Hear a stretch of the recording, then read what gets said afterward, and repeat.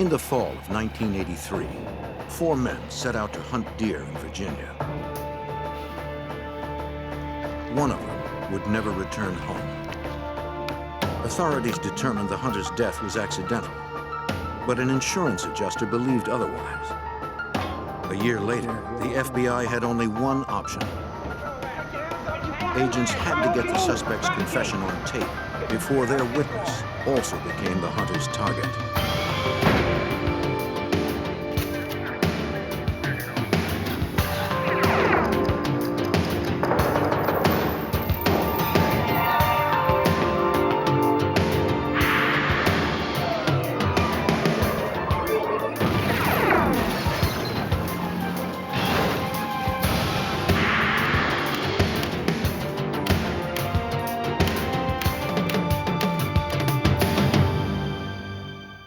Over 1,000 hunting accidents are reported in the United States each year.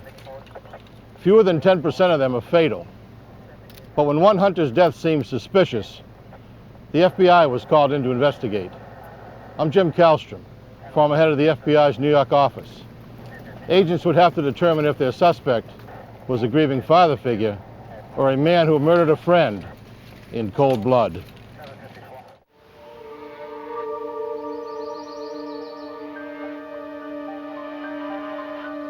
On November 21st, 1983, near Roanoke, Virginia, 41-year-old David Fisher hunted deer with the 3 people who were closest to him.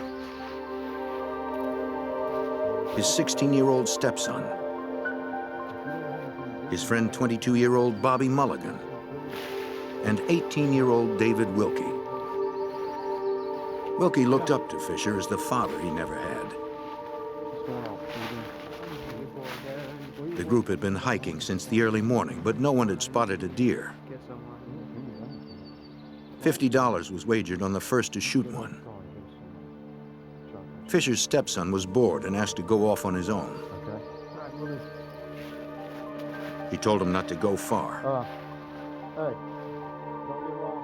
The teenager had little experience in the woods.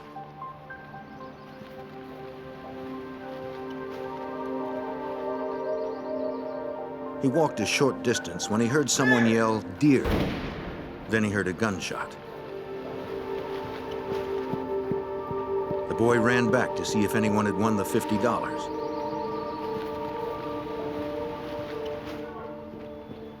He found the group a few yards from where he left them, sitting on the incline of a small hill.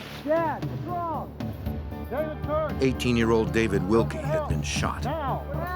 He was still alive, but they were miles from the nearest phone. Fisher told his stepson to run and get help.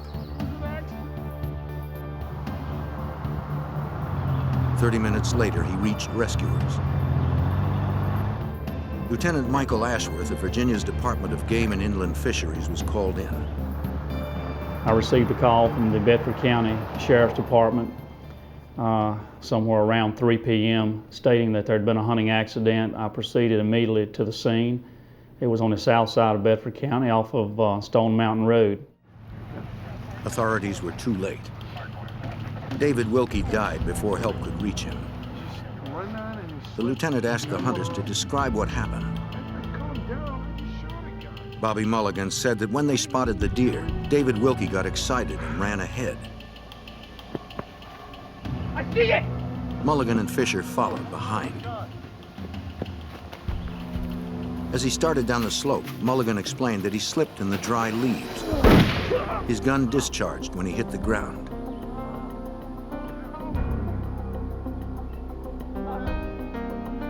To Lieutenant Ashworth, it was clear that Mulligan was a novice with firearms since he had made such a critical error. I said, you would have had this firearm cocked. And he said, yeah, I did. I was carrying it cocked. When I had heard the deer, then I cocked the gun, which was obvious he was very ignorant of basic safety rules. Back. I mean... David Fisher told the lieutenant he saw the whole thing happen from the top of the slope. He was behind the 2 younger men when the shot went off.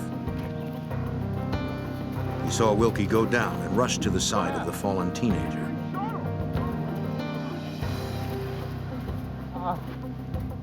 He told investigators he placed a rag over the wound in Wilkie's back in an effort to stop the bleeding. Go get help now. The father figure tried to comfort his dying friend until help could arrive. But after only a few minutes, Wilkie stopped breathing.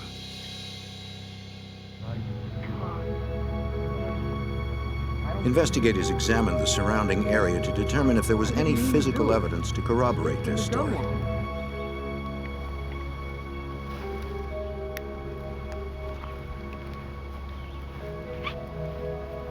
Investigators found the spot where Mulligan had slipped.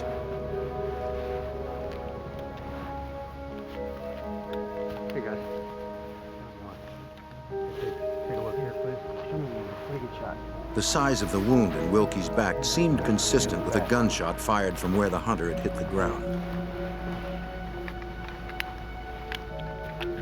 Nothing they could find contradicted Mulligan and Fisher's story.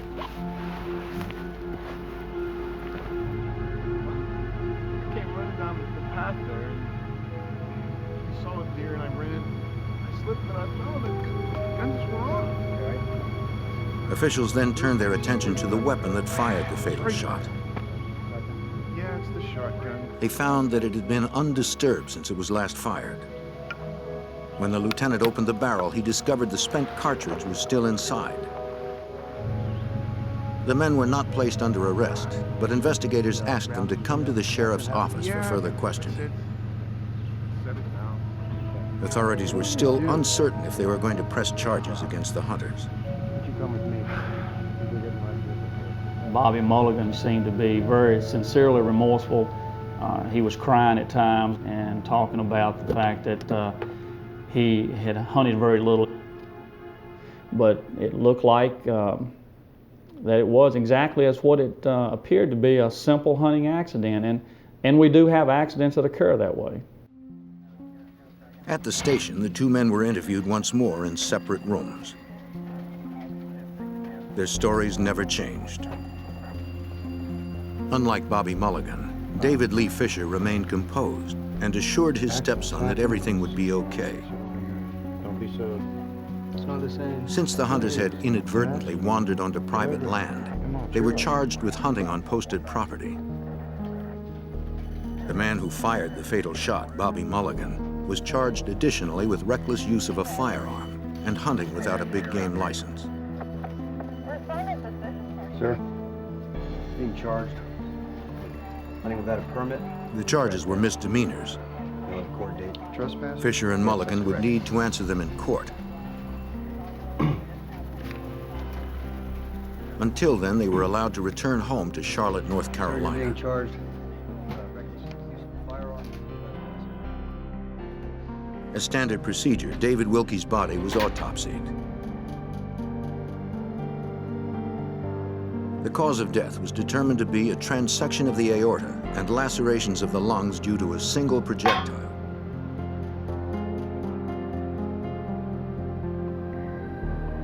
In addition to the 12-gauge slug, the medical examiner extracted cardboard wadding that had also been discharged from the shotgun shell.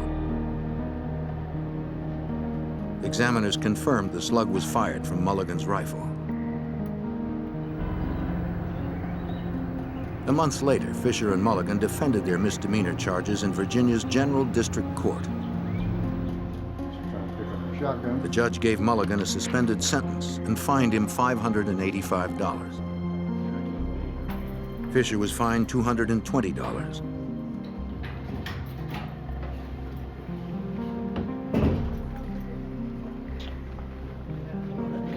The property officer returned the shotgun to the men, and the case was closed.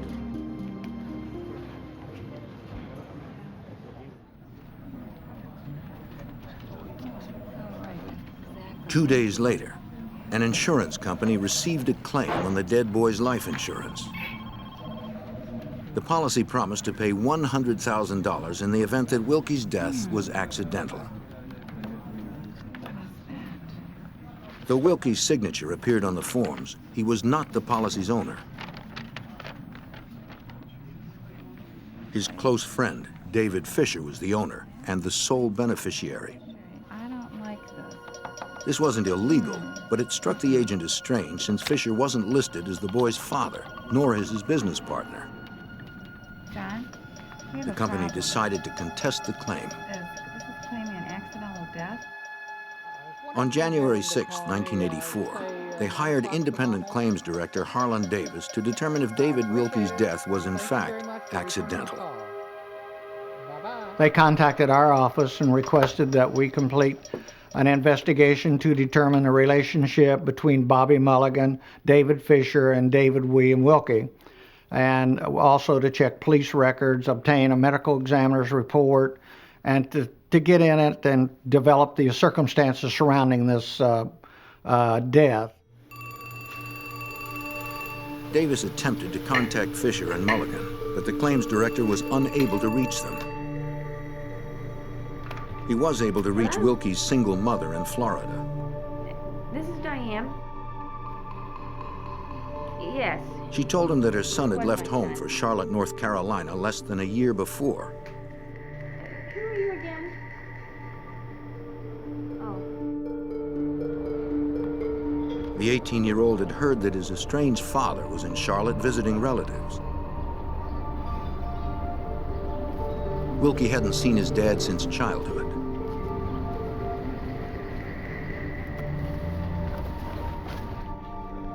His mother said that he caught up with his father briefly, but his dad left Charlotte before they could become reacquainted.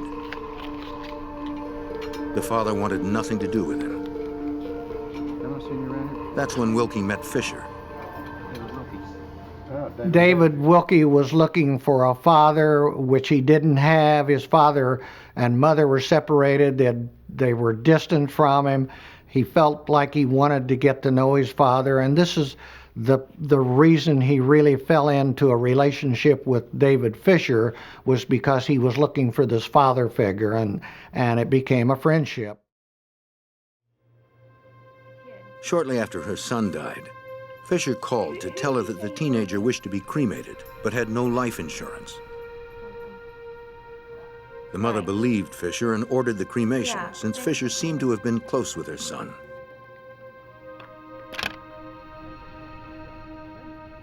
The claims director finally caught up with David Fisher to ask him why the policy had been purchased. We'd like to know what Fisher replied that Wilkie had wanted life insurance because he was planning to get married. His fiancée did not want insurance, so the 18-year-old turned to Fisher. Since Wilkie had no money, Fisher gave him a loan and a job working for him to pay it off. Fisher was the owner and operator of Fisher Services, a small business that employed several people, including Bobby Mulligan. Morgues and mortuaries called Fisher Services when they needed a body transported to their facilities from accident scenes.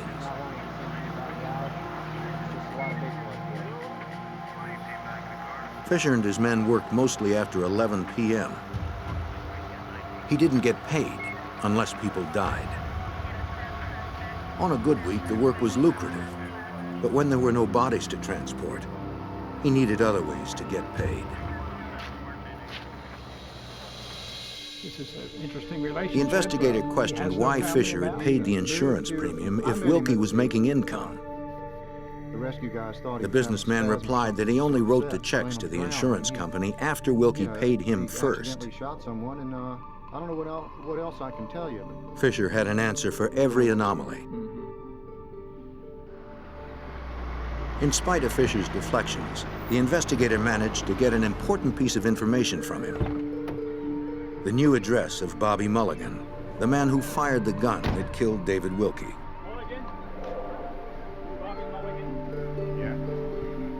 I'd like to ask you. The claims director found Mulligan at a pizza parlor in Myrtle Beach, South Carolina.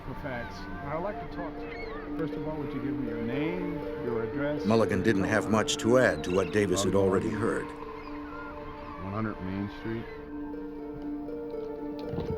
The claims investigator concluded his inquiry in the spring of 1984. His firm gave their assessment to the insurance company. We recommended strongly to them that they not pay the policy and that further investigation be followed up to determine any other information that might shed some light onto this shooting, that it was not exactly as it looked on the surface. Well, would you sign The an insurance affidavit company to that sent the effect? case to an attorney in Greensboro, Sure, North that's Carolina. what's Fisher signed an affidavit vouching that he had seen the deceased sign the policy. The lawyer asked Fisher to describe the shooting one more time.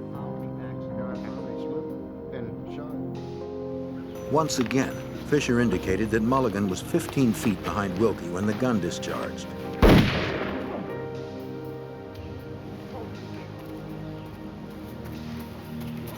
Have you seen what's in The attorney confronted Fisher with the coroner's report. You might like to take a look at it. 2 pieces of cardboard wadding from the shotgun shell had been found inside Wilkie's chest. For the wadding to have lodged there, it was likely the shot had been fired from much closer than 15 feet. The evidence was not strong enough to prove murder, but it was strong enough to win a civil suit. We are prepared to make you an offer. He offered Fisher $25,000 to settle out of court, the amount the lawyer figured it would cost to defend the case. Fisher accepted. Now, if you will sign here, please. They were afraid that if they did not settle the claim for some amount, that David Fisher would possibly sue them for not following the law in paying a claim when he had a legitimate claim. David Fisher had just made $25,000 from the death of David Wilkie, his friend and employee. The portion of that money he loaned to a friend would soon be paid back in ways he never expected. On a hunting trip to Virginia, 18-year-old David Wilkie's shooting death had been ruled accidental. The man the dead teenager had looked up to, 41-year-old David Fisher, had been paid $25,000 as the sole beneficiary of the boy's life insurance policy. Then, a year and a half later, in the spring of 1985, Special Agent Robert McDowell of the FBI Charlotte Field Office received a call from one of his informants. Early on in 1985, I had a source, and one day he came to me with a story that a friend of his had been hired and refused to take the job to murder somebody for insurance money. I at first didn't understand exactly why he was bringing me this information and why this individual is willing to talk about this now. Over the course of 2 more weeks, the agent continued to speak to his source. Well, The informant said his friend's name was Bear and that Bear's life was in danger.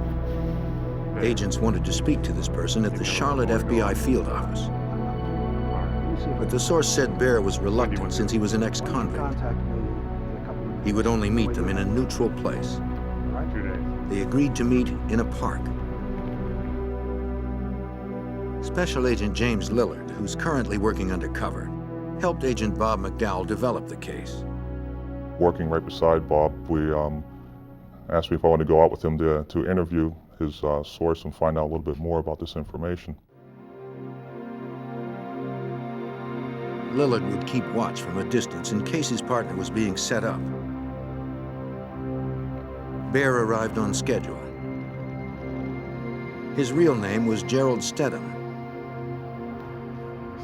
Stedham said that a man named David Fisher was threatening his life because Stedham owed him several $1,000s from a personal loan.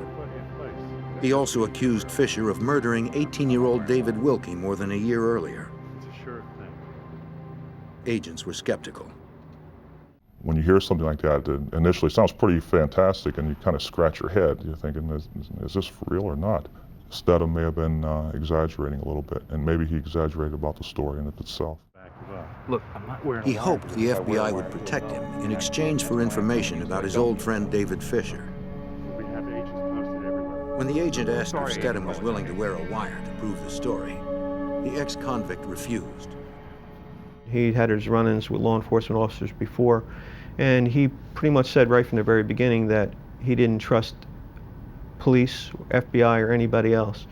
So at that point, it was a matter of trying to gain Stedham's trust to the point that he would actually work with us and not back out of the situation once he started getting into it. Agent McDowell needed to find out more about Fisher.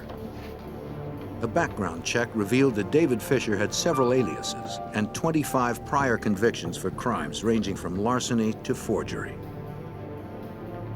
Years earlier, Fisher had testified in the trial of an underworld crime figure and was then entered into the Witness Protection Program.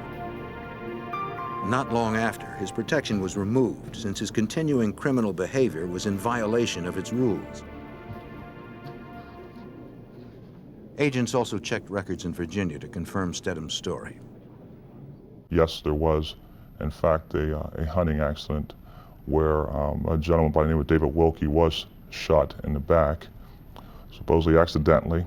So that in itself verified that this definitely happened.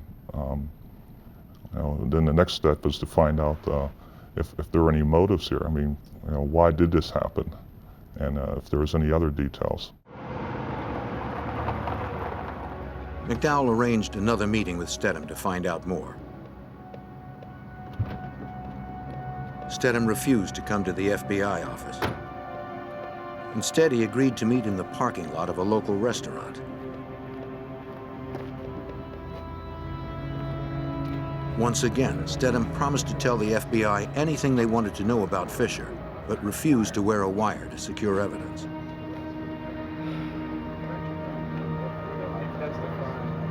If Fisher discovered the wire, Stedham believed he would certainly be killed.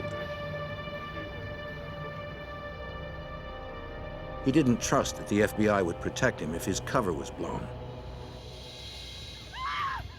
They were interrupted before McDowell was able to convince him. I was speaking to him when suddenly screaming and yelling came from a local restaurant. And I realized that there was an armed robbery taking place at the time. And I asked Gerald Stedham just to step off to the side. Move. FBI! The thief was stopped by the agent before he could flee. Get down!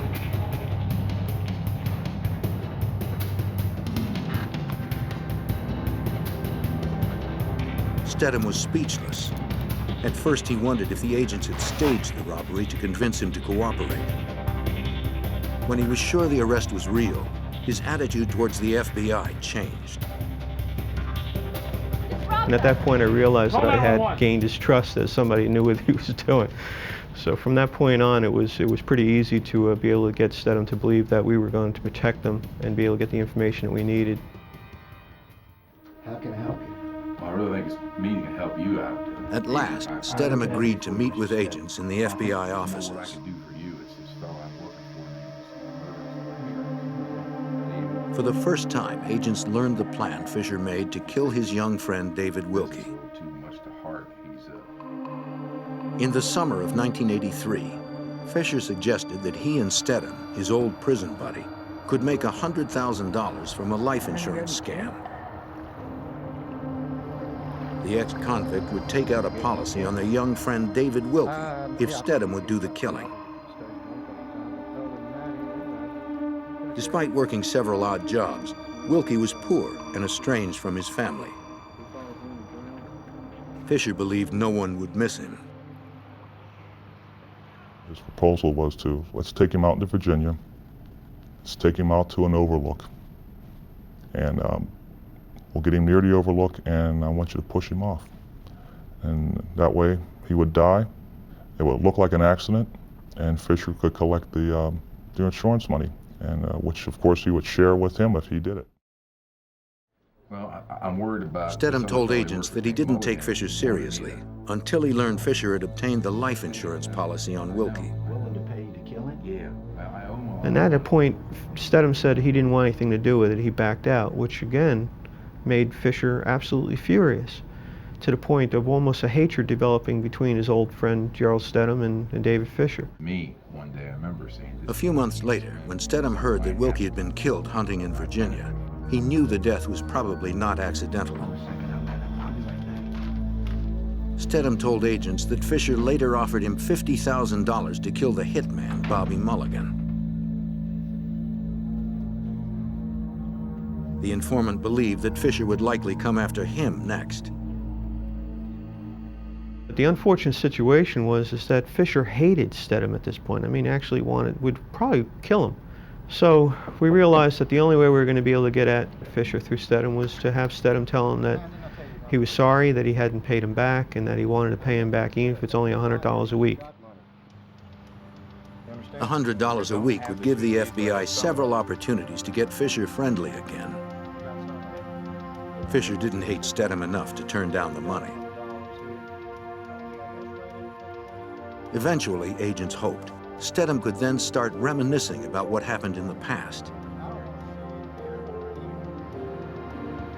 Since the FBI gave Fisher a reason to see their informant, the next step was to get Fisher confessing on tape. A few days later, Fisher asked Stedham to meet him at a coffee shop. Pick it up. Mr. Stedham, here's what I want you to do. Stedham was nervous about the wire, but finally agreed to wear it. Let's do it. Okay, here we go. He was terrified, and he was worried that Fisher would frisk him. He was worried that Fisher might get suspicious. So basically, what we advised him to do was to just say, look, tell him that the insurance company is calling him and asking him about this. That way, it'll keep him off the trail of thinking that any law enforcement is involved. Under the watchful eye of agents, Stedham met with Fisher briefly. The murder suspect said little and avoided the incident in Virginia altogether. Fisher had been an informant himself at one time and suspected Stedham was wired. Outside the restaurant, the mood turned ugly. If agents moved in now, Stedham's cover would be blown.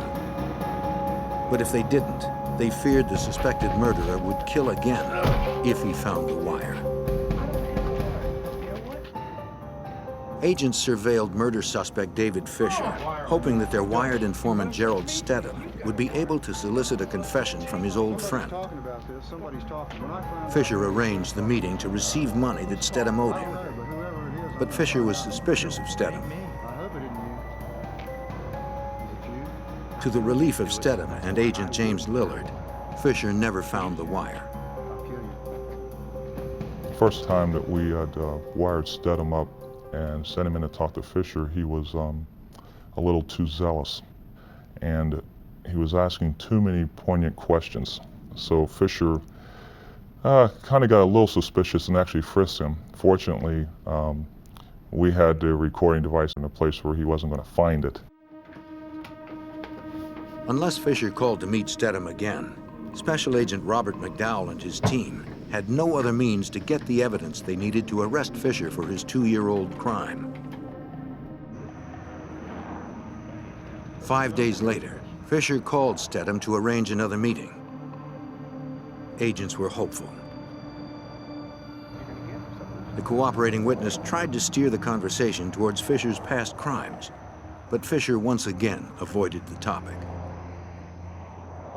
It was one of these situations where Fisher constantly would talk about the fact that he didn't trust anybody, didn't want to talk about anything. Every time Stedham would try to bring up the conversation about what happened back in those days, he would be tight-lipped. He wouldn't do it.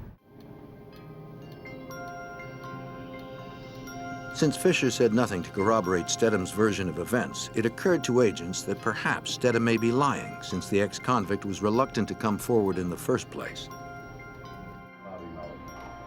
Yes. The FBI conducted a polygraph examination to evaluate Stedham's credibility. Yeah. Stedham admitted he lied about Fisher, offering him $50,000 to kill Mulligan. Were you hired to kill Bobby Mulligan?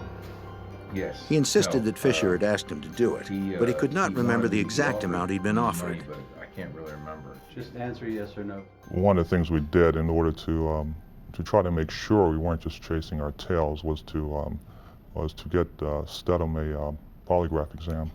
And the fact that it was non-conclusive could be that there may be some things that he's saying that he's maybe holding back, but in general, what he's stating is pretty much going to be correct. Agents believe Stedham was still their best hope of getting to Fisher, since the case lacked any physical evidence.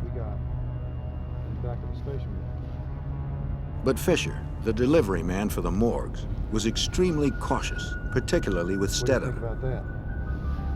For the case to move forward, the FBI needed another plan. So what we're going to have to do is create a situation in Fisher's mind where he felt they were closing in on him, one way or another, to try to stir the conversation. Agents figured that Fisher would relax his suspicion of being taped while inside his own vehicle. On a day that Fisher asked Stedham to help him with a job, agents decided the time was right. Technology was just starting to come out, where actually voices would come across on a beeper. And Stedham had one. So we had a female in our office make a phone call to Stedham on his beeper, telling him to call home immediately, making believe that the voice that was coming over the pager was Stedham's girlfriend. So the car stopped, Stedham got out.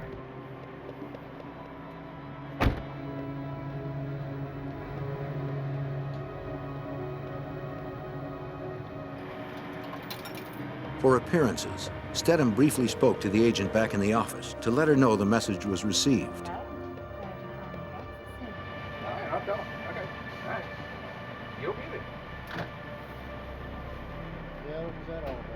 When Stedham returned to the car, he told Fisher that it was an insurance agent asking to meet Stedham about an ongoing investigation.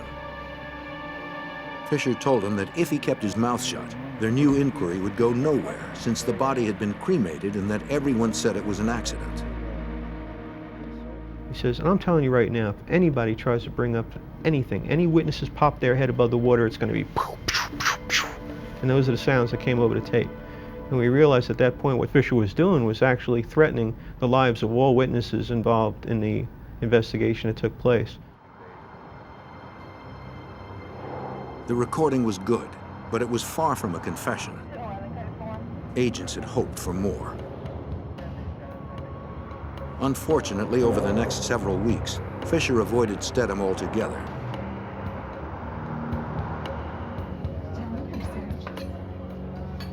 Agents pursued Mulligan instead. On tape, the shooter described a meeting he had with Fisher after the shooting. Mulligan told him that he had written out the details of what happened and gave it to someone for safekeeping.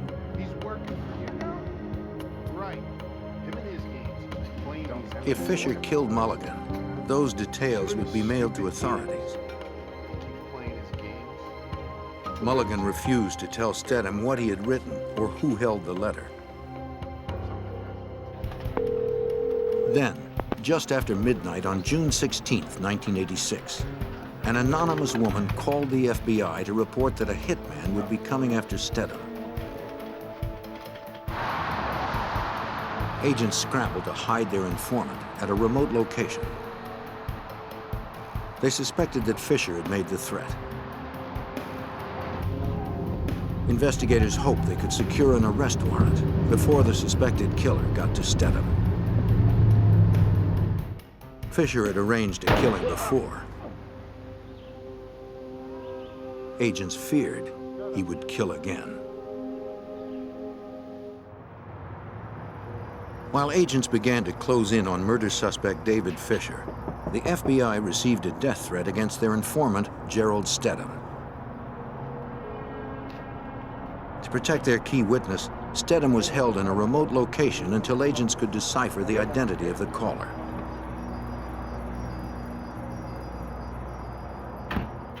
Two days later, agents reported their discovery to Stedham. What is it? The death threat had been traced to the residence of one of Stedham's friends.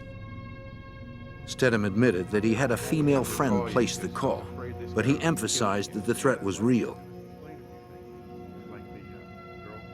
He explained that his longtime friend David Fisher was suddenly acting like a stranger. To Stedham, this could only mean one thing. Fisher, the man who transported bodies for the morgues, was planning to kill him. Agents weren't happy with Stedham's deception, but Agent McDowell knew that the danger to Stedham was genuine. Stedham told me that Fisher, as a part of being dealing with the morticians and all the different funeral homes, had obtained a number of chemicals that he felt that could be injected into people without them ever knowing, and that they would die without any traces of whatsoever of what caused their death. The only way to assure Stedham's safety was to get Fisher into custody. Before they could do that, they needed more evidence.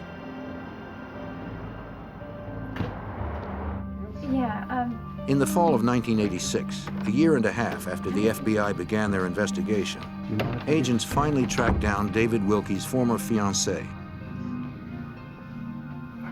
They found her in Florida with a new married name. What we'd like to do is just begin. Just tell me. She told agents that she and Wilkie were engaged 6 weeks after they met and planned to move to Florida.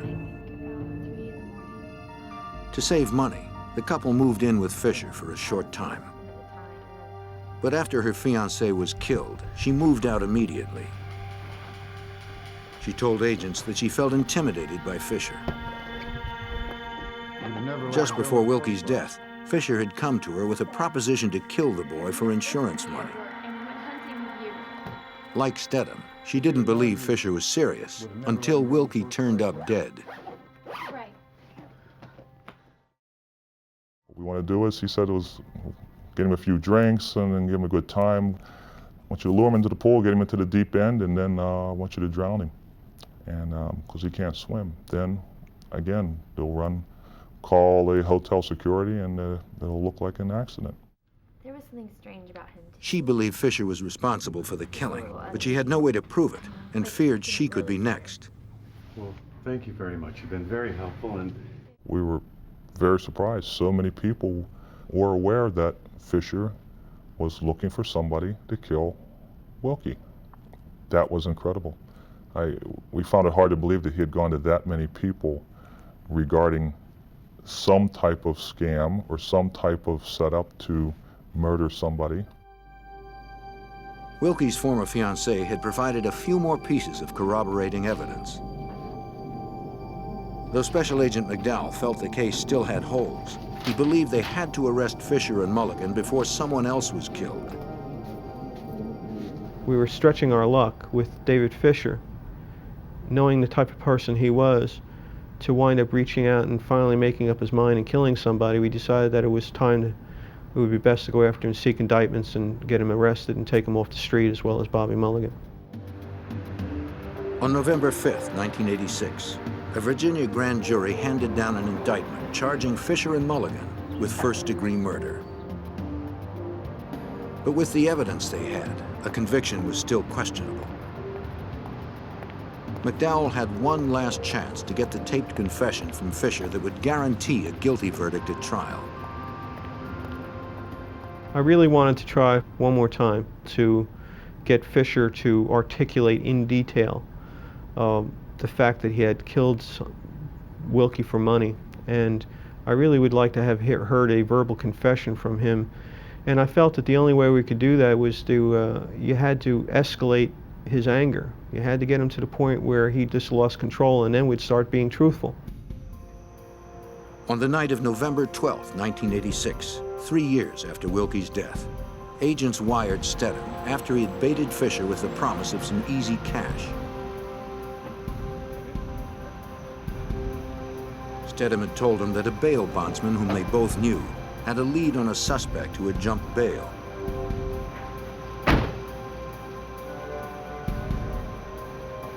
The bondsman, covertly working for the FBI, would ride along. There were several locations in which the trio would go. And the plan was that the third individual in the car would be able to get out of the car, and leaving Fisher and Stedham alone. And that in between each stop, Stedham would escalate the situation by confronting Fisher straight up. Everybody who will listen, you sitting there. Stedham needed to push Fisher to the brink in the hopes that he'd reveal his crime. But if Fisher first discovered that Stedham was an informant, the FBI's key witness might end up dead. been paid through the police. The FBI plan to arrest suspected murderer David Fisher had been set in motion, though agents were still uncertain whether they had enough evidence to convict. Well, I just Their think we last got a hope problem rested more with than you. informant Gerald Bobby Stedham. just will not be quiet. He keeps talking and talking. Wearing a wire, Stedham needed to convince Fisher to talk directly about the killing. A bondsman who Fisher believed was checking leads on a fugitive was in fact working covertly for the FBI. See, you know, it kills me about Mulligan. When the bondsman left the car, Stedham provoked the suspected killer to react as Agent McDowell had instructed. Plenty of money. He got overpaid. If anybody... Stedham inside the car had done his job. He really tried to get him cranked up to the point where he would lose control and actually start talking. See you later. But Fisher started reverting into that mode of being even more quiet, and we knew at that point that what Fisher was doing was going into his planning mode. To agents, the risk had become too great.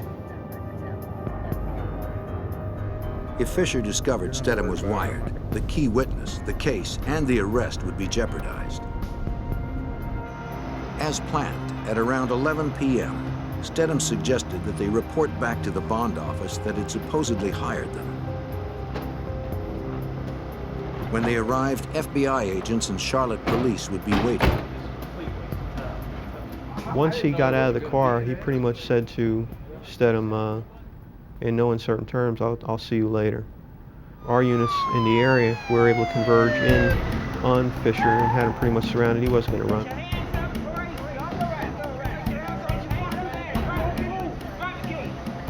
Members of the Charlotte Police Department's fugitive unit arrested Fisher, Stedham, and the other bondsmen.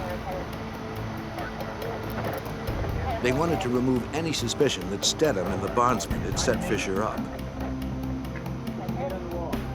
The other part of the plan that night was that we had surveillance teams out following Bobby Mulligan, and we knew where he was going to be located. So after the arrest of Fisher took place, we immediately restaged and set up our arrest phase for Bobby Mulligan.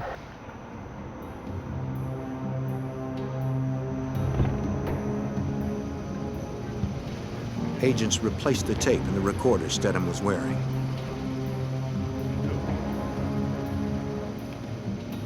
As instructed, Stedham had made arrangements earlier that evening to pick up Mulligan from a club where he worked part-time. It was after midnight when the two of them arrived at a tavern. Who's gonna drink first? I'll buy. He persuaded Mulligan to sit at the bar, where they'd be visible to the agents outside in case anything went wrong.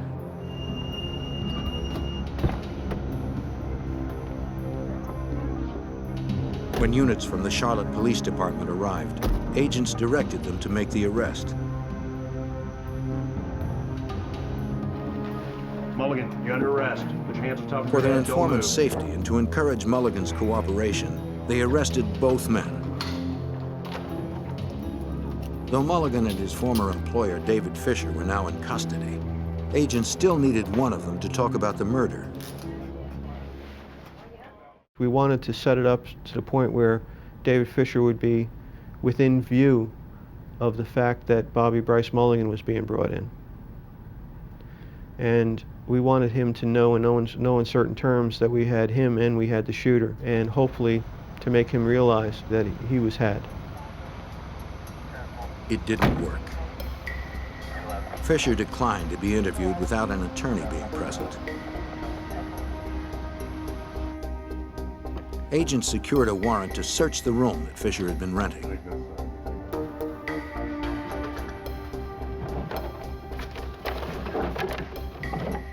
Recorded in Fisher's diary, they found a series of cash payments to Mulligan.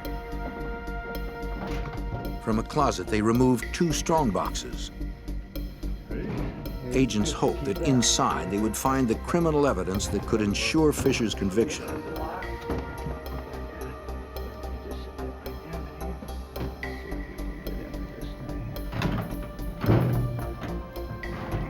Agents obtained a search warrant and cut the locks. Okay, our first item. Inside the first box, they found documents that held David Wilkie's signature. Manila folder. They were likely samples used by Fisher to falsify the insurance claim. Signed and everything, partner. But the evidence was only circumstantial. This definitely is going to tie this in. In the other, they found only personal effects, nothing of evidentiary value. It looked like agents would have little else to offer as evidence at trial.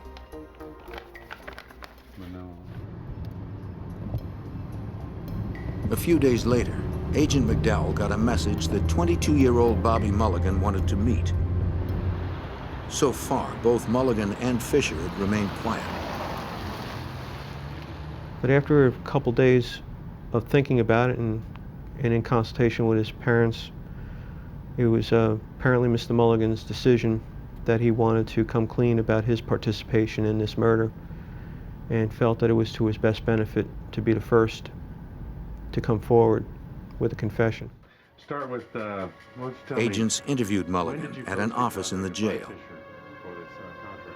He confirmed that David Wilkie's death was no accident. When did you first get contacted by Fisher for this contract? Mulligan said it all began with Fisher's plan to kill Wilkie's fiancée. Fisher had fronted Wilkie money to romance a young woman, kill her, then collect on her insurance. Hey, David, I just want to say something. But Wilkie fell in love and backed out. Try to stay out of the way, okay? Thanks, it won't be that long. Fisher was furious. To get the money back that he had invested in the teenager, Fisher recruited Mulligan to kill Wilkie for his insurance. Mulligan's story supported Steadham's. Agents finally had the corroborating evidence they'd been pursuing for over a year. Mulligan added that he had tried to call the whole thing off, but Fisher kept pressuring him to shoot Wilkie and get it over with. He said Fisher brought his ex-wife's son along as a decoy. Mulligan maintained that he actually did slip and fall. I'm fine.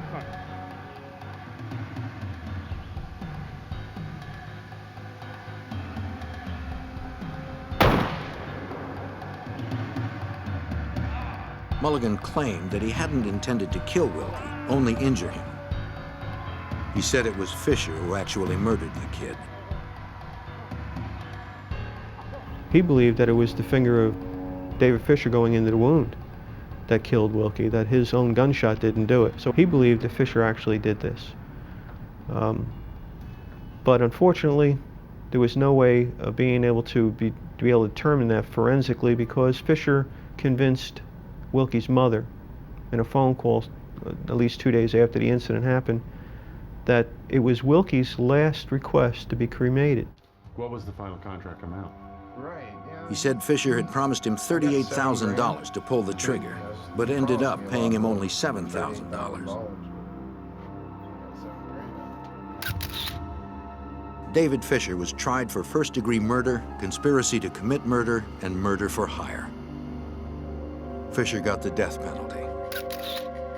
Mulligan pled guilty to the same charges and was sentenced to life in prison. I had been a law enforcement officer almost 13 years before I became an FBI agent. And the one thing I did realize from this case is that people can be extremely, extremely cold-blooded and evil, and that there is no remorse whatsoever in their souls, none. And that anytime you hear a story about something not being right, you have to listen to it. You have to listen to them and hear what they have to say, because you never know when something like that could be true. 11 years later, on March 25, 1999, David Lee Fisher was executed by lethal injection. Fisher? David Wilkie had considered Fisher his closest friend. But to David Lee Fisher, money was more important than friendship, or even life itself. On this day, a corpse would need to be transported, but this time, it would be Fisher's. In Minnesota, a gruesome murder left few clues behind. A local drug boss became a suspect. but he was well insulated against police. FBI agents and local detectives had to infiltrate a dangerous cartel Okay, go ahead. to get to a pair of gangsters who killed with no remorse.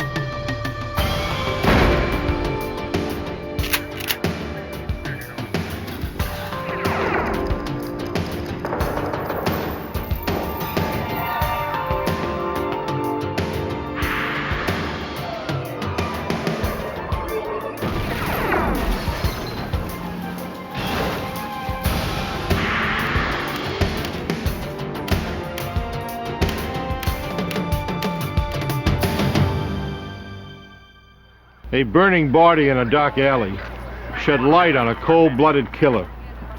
His partners in crime would tell the story if they lived. In the underworld of the drug trade, even a childhood friend can quickly become an enemy. I'm Jim Kallstrom, former head of the FBI's New York office.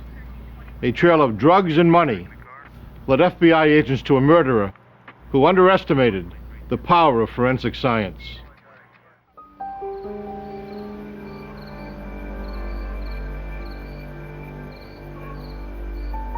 June 24th, 1990.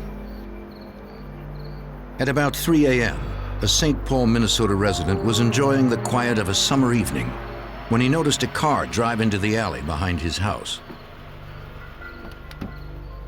Moments later, he heard the distinct sound of a fire erupting, then the car speeding away. Checking the alley, he discovered a large object engulfed in flames. He feared the fire would ignite his property. He called 911.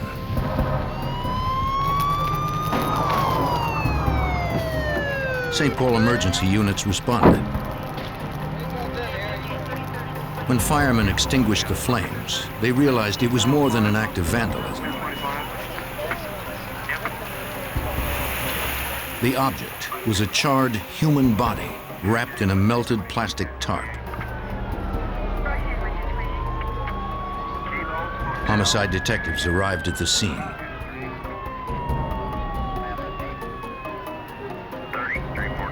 They questioned the resident, but he hadn't seen the car or who was in it.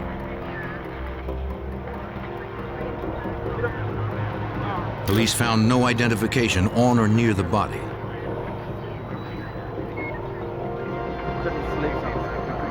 Investigators hoped an autopsy would provide more information. If they could identify the victim, it might help lead them to those responsible. A medical examiner determined the victim was a black male in his mid-20s and that he was dead before the fire was set. Cause of death, multiple gunshot wounds to the head. The examiner extracted 3 small-caliber slugs. They would be sent to the ballistics lab for examination. Despite the fire damage, the examiner found powder burns on the victim's head, indicating he had been shot at point-blank range. If enough of his fingerprints remained, they might help identify him. The prints were entered into the automatic fingerprint identification system. AFIS is a national database containing the prints of 23 million persons. The body had probably been burned to make identification difficult. With the AFIS technology, it might be possible. But running the prints would take some time. Police believed such a gruesome murder was probably drug-related. The Minneapolis-St. Paul area had recently become a popular import spot for narcotics.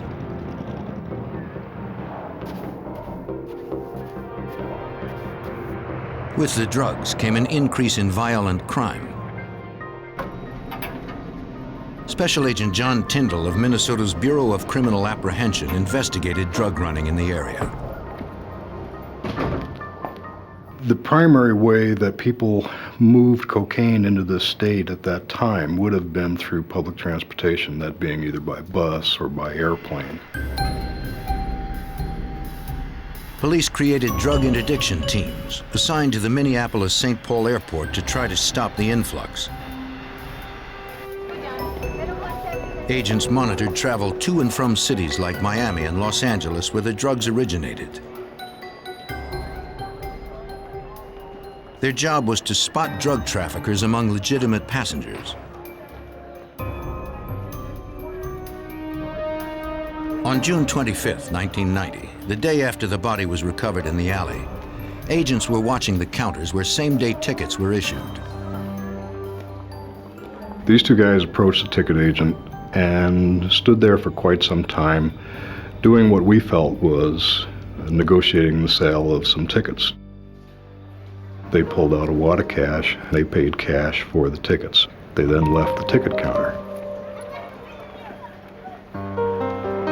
The agents would check at the counter and learn that the men were flying under the names Jeffrey English and Harry Babbs. Agents caught up with the men at their gate as they waited to board their flight. They asked if they would answer some questions.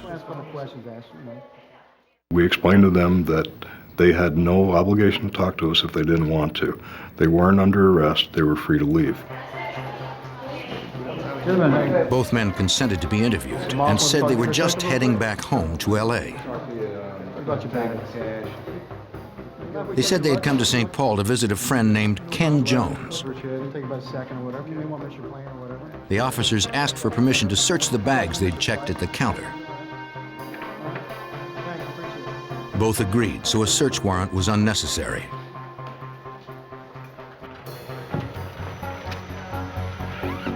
The bags hadn't been loaded onto the aircraft yet. Inside the one belonging to Jeffrey English was a plastic bag containing rolls of cash totaling $13,000. All right. Got it. Tucked into a shoe was a .22 caliber Derringer pistol. It would have been easy to miss.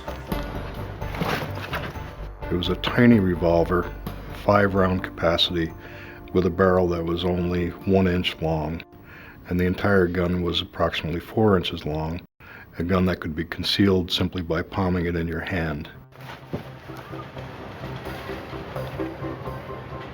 In the other bag was another handgun. Neither had been declared. That violation, plus the suspicious amount of cash, provided enough probable cause for an arrest. Officer Moss, The officer radioed his partner. be aware they could be armed and dangerous. They had to detain Babbs and English before they took off. The plane was still at the terminal.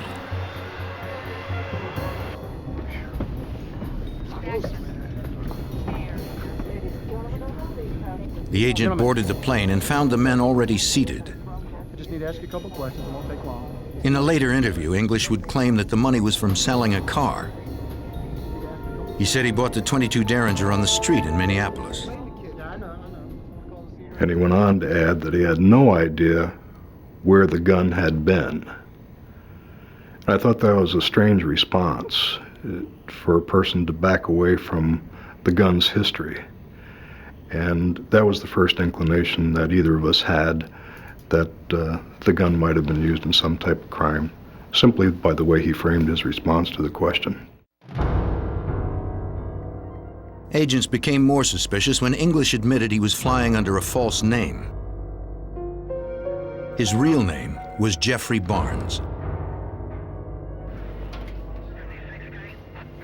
There was no evidence against Barnes or his companion for anything but misdemeanor weapons violations.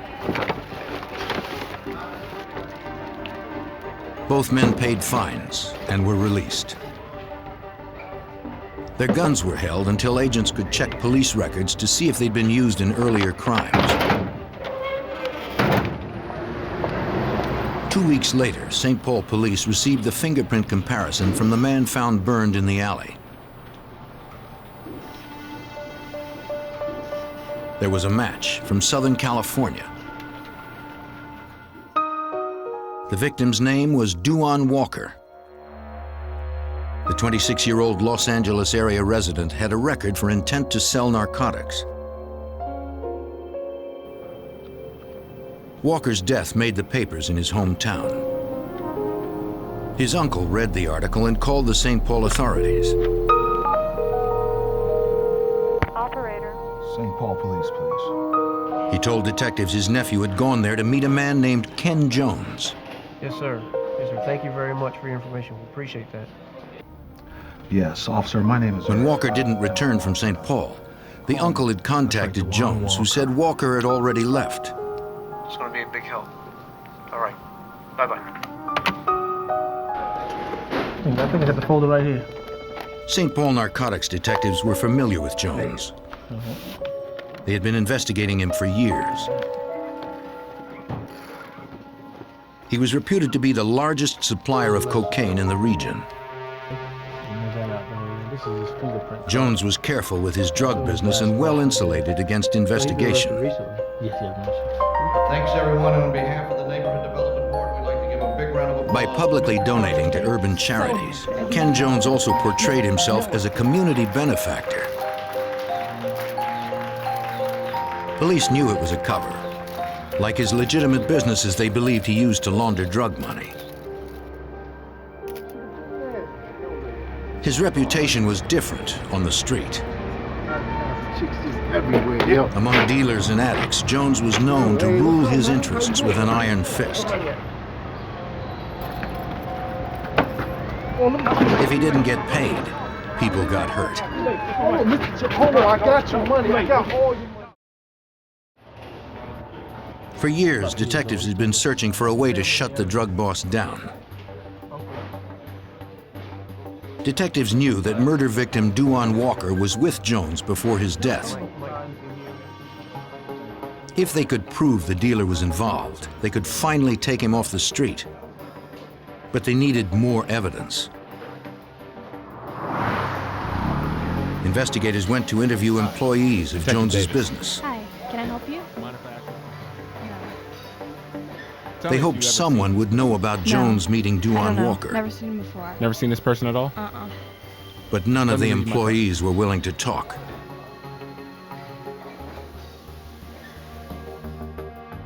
Drug boss Ken Jones continued his narcotics trafficking.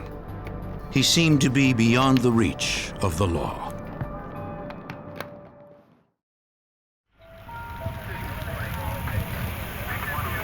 On June 24, 1990, St. Paul authorities had found the body of 26-year-old Duan Walker burning in an alley. Just before his death, he had met with drug boss Ken Jones. Police believe Jones was involved in the murder. But witnesses wouldn't talk, and no physical evidence implicated him.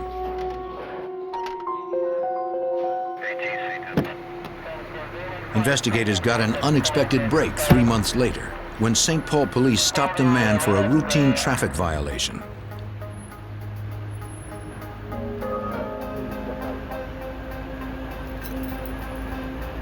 A computer check revealed there was a warrant out for the arrest of Charles Shuck. Yes, sir. We have an arrest warrant for you. Sir, put your hands on the car, sir. Police took him into custody. They contacted the investigator who had issued the warrant, Special Agent John Tyndall of the Minnesota Bureau of Criminal Apprehension. Yes, sir. We'll get it straightened out. We got your wrong guy. The arrest warrant was issued for Charles Shuck for importing 2 kilos of cocaine. We attempted to find him at the address that he had given, and he wasn't there, and we had no way of knowing where he was at that time. Several months earlier, a drug interdiction team at the Minneapolis-St. Paul airport had spotted the courier. They watched Chuck pay cash for a full-fare, last-minute ticket to Los Angeles. That would be one-way round trip. Round trip. Round trip. Chuck didn't check a bag and carried only one onto the plane. Boarding pass here. The next day, agents saw him return, now with 2 bags. They knew couriers often had extra bags when returning from a drug pickup. How you doing, sir? I'm Officer Moss. Officer Kendall. They told Shuck that they could not arrest him, but they could hold his luggage for inspection. Authorities could not open his bags without his consent, and he did not give it. You're not hiding anything, are you? Shuck's response was not that of innocent travelers. If you tell them that you're going to detain their bags, typically, if they have nothing to hide, they want to stay with their bags. They don't want to leave those bags behind. Shuck had none of that. He had no questions. He had no concerns. His primary concern was getting out of there just as fast as he could. Take a look at stuff on my shoulders.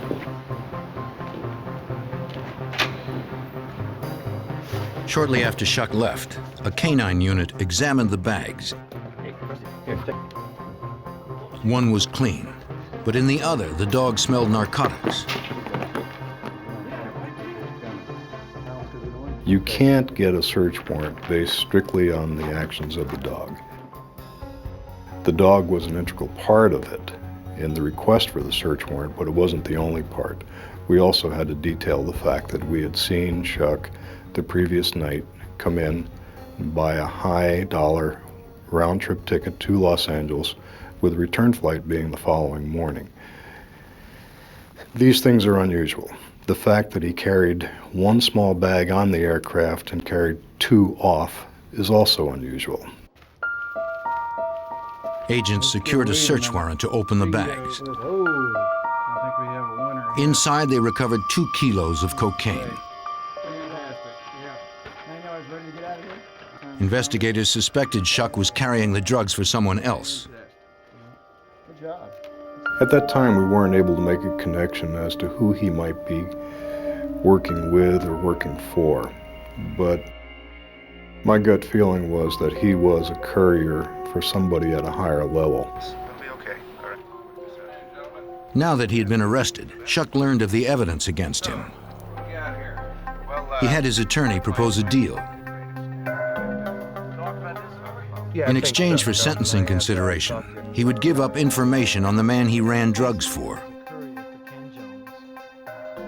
More importantly, he would also provide details about the unsolved murder of Duane Walker. Shuck said that the man who employed him as a courier was the same man who had ordered the murder. The man's name was Ken Jones. For every kilo of cocaine delivered, Ken Jones would pay Shuck $1,000. Shuck had worked for the drug boss since high school. It was precisely because their relationship was so strong that Jones did not retaliate for the lost cocaine. But Shuck was not the only courier. Jones' girlfriend also played a major role in the trafficking organization. Charles Shuck told me that she was intimately familiar with his drug dealing operation. In fact, she had been a stewardess for an airline for a lot of years and had acted as a courier for him, bringing in kilos when she was working as a stewardess. Investigators asked Shuck if the girlfriend knew about the murder. Basically, I was a courier. He said that around the time Walker was killed, she had been very upset. It was not mine, it was Ken Jones. Irene, are you okay? She told him that Jones had ordered her to clean up the bathroom of his condo. What's going on? There was a great deal of blood by the bathtub. By the way, Shuck had heard Walker had been shot there. You took it from the guy at the airport. He said the killer's name was Jeffrey Barnes, an enforcer for Jones, and the same man whose suitcase held $13,000 in cash and a .22 Derringer pistol. He felt that Barnes had shot the victim, Duane Walker, in the head, and that left town the following day after being paid by Ken Jones for that hit. Shuck alleged that the $13,000 cash that was found in the suitcase was at least part of the hit money that was paid to Barnes by Jones for doing the hit, and that the .22 caliber revolver that was found was the murder weapon. Just know that it wasn't my cocaine. I was just Shuck knew the caliber of the murder weapon and other details of the crime that hadn't been made public. So So we felt that there was some credibility on Chuck's part that Barnes and Jones could be considered as legitimate suspects in the murder of Walker. Agents realized they might have the murder weapon already in custody. Let's see what we got here. If they could prove it was the gun that killed Duane Walker, they could move forward with the murder case on drug boss Ken Jones and his enforcer Jeffrey Barnes. Let's take it. They retrieved the .22 caliber Derringer from the evidence locker. Investigators sent the Derringer to the St. Paul Ballistics Lab for testing. Examiners compared grooved striations inside its barrel to the grooves on the slugs removed from the victim. But their report was disappointing. The results were inconclusive, in part due to the fact that it only had a 1-inch barrel, and the opportunity to pick up striations from the lands and grooves within this barrel were limited. The longer the barrel, the better the opportunity to pick up the striations. A short barrel like this gives you very limited opportunity. Without a forensic examination matching Barnes's gun to the bullets that killed Walker, authorities had only the word of a drug smuggler to bring to trial. Agents shipped the gun to the Alcohol, Tobacco, and Firearms Lab in Washington, D.C. The feeling was that their laboratory was somewhat more sophisticated. They were accustomed to doing things like that on a routine basis, and with their sophisticated equipment, they might be able to come up with a determination that was more specific. After it was examined by ATF, they came to the conclusion that it was, in fact, the weapon that was used to murder Duane Walker. Investigators now knew that enforcer Jeffrey Barnes was in possession of the murder weapon the day after Walker was killed. But they still had no proof that he had fired the fatal shots, or that Ken Jones had ordered the hit.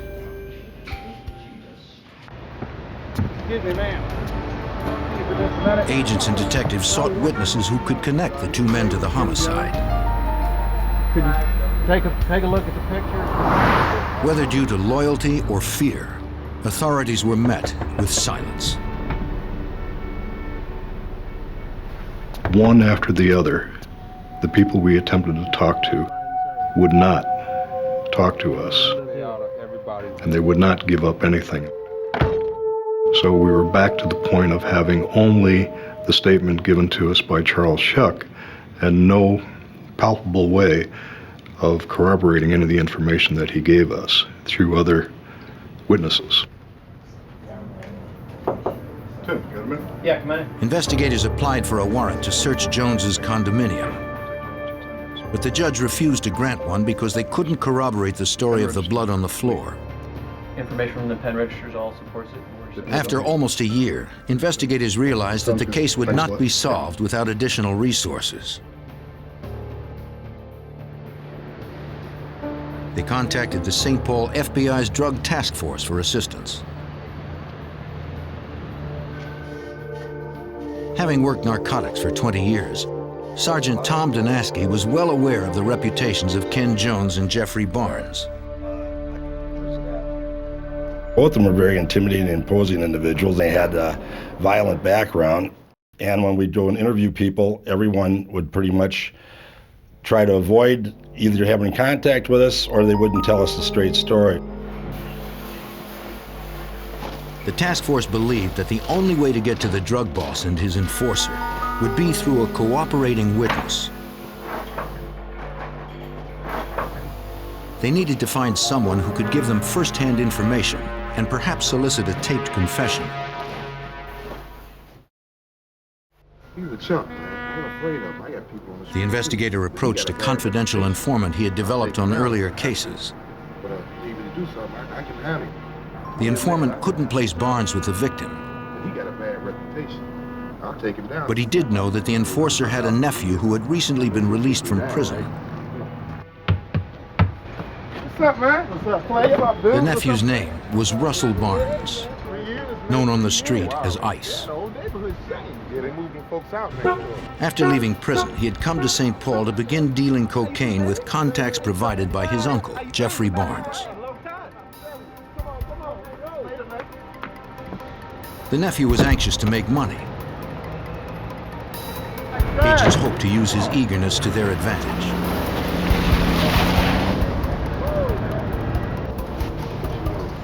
Investigators developed a new strategy in the fall of 1992.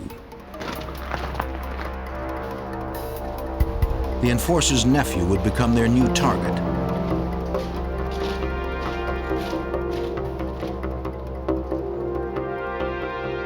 FBI Special Agent Grant Beasy, a specialist in wire intercepts, was called in as part of the plan. We went after Russell, number one, because he was a pretty good-sized dope dealer. And number two, he dealt with his uncle, Jeffrey, and we felt that if we could get a case made against Russell, that would help us make a case against Jeffrey. To get him, agents would somehow have to infiltrate the closed ranks of a dangerous drug underworld. In 1992, investigators believed a St. Paul drug boss and his enforcer had killed Duane Walker. They had already recovered the murder weapon. But Sergeant Tom Donaski, assigned to an FBI drug task force, needed corroborating evidence in order to arrest drug boss Ken Jones and his enforcer Jeffrey Barnes. Just having the weapon alone wasn't enough to get him prosecuted for it. We felt that we're going to have to identify some people or bring some people into court that'll be able to testify that Jeff Barnes and Ken Jones were involved, in the murder. FBI Special Agent Grant Beasy believed that if they first arrested the enforcer's nephew, drug dealer Russell Barnes, he might provide the information they needed. We had sources of information that were close to Russell that gave us the indication that he knew that his uncle had committed the murder. We didn't know to what extent that Russell knew about it. To build a narcotics case against Russell Barnes, the FBI enlisted a trusted informant with credibility on the street. And I can hear what I'm saying coming back through here. All right. Agents wired the informant, who would engage in controlled drug buys with the enforcer's nephew.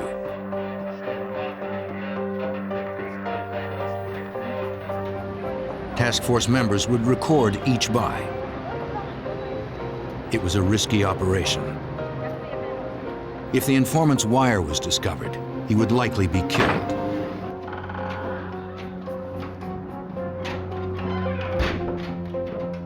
Agents wanted to build trust and avoid any possibility that Russell Barnes might suspect it was a setup. What's up, Ice? Hey, bro. Chillin', baby, chillin'.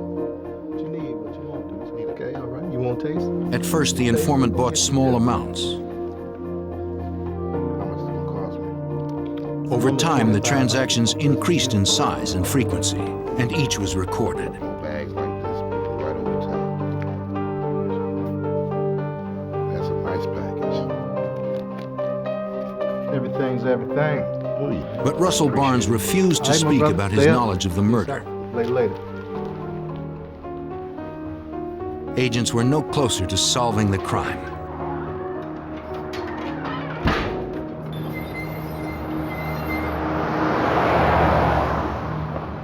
The FBI needed to plant someone closer to the enforcer himself.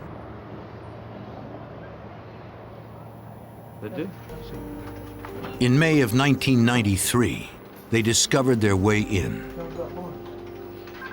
An informant working for the St. Paul FBI on another case mentioned that he and Jeffrey Barnes had done time together. He claimed they were very close and that Barnes trusted him. He said he was sure he could get Barnes to sell him cocaine and to talk about the Duane Walker murder. So, you know Barnes really well. Agents tested the informant's credibility by having him call the enforcer.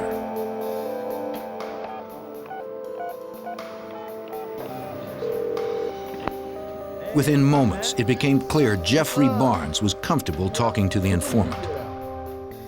No, I've been out a couple of months now. I'm still in the business. You know me. It was the break investigators were looking for. Now they needed to find a place for the drug buys, a controlled environment that could be adequately wired. I've been eating well. At the time, the informant was living with a relative and couldn't really do things at his home.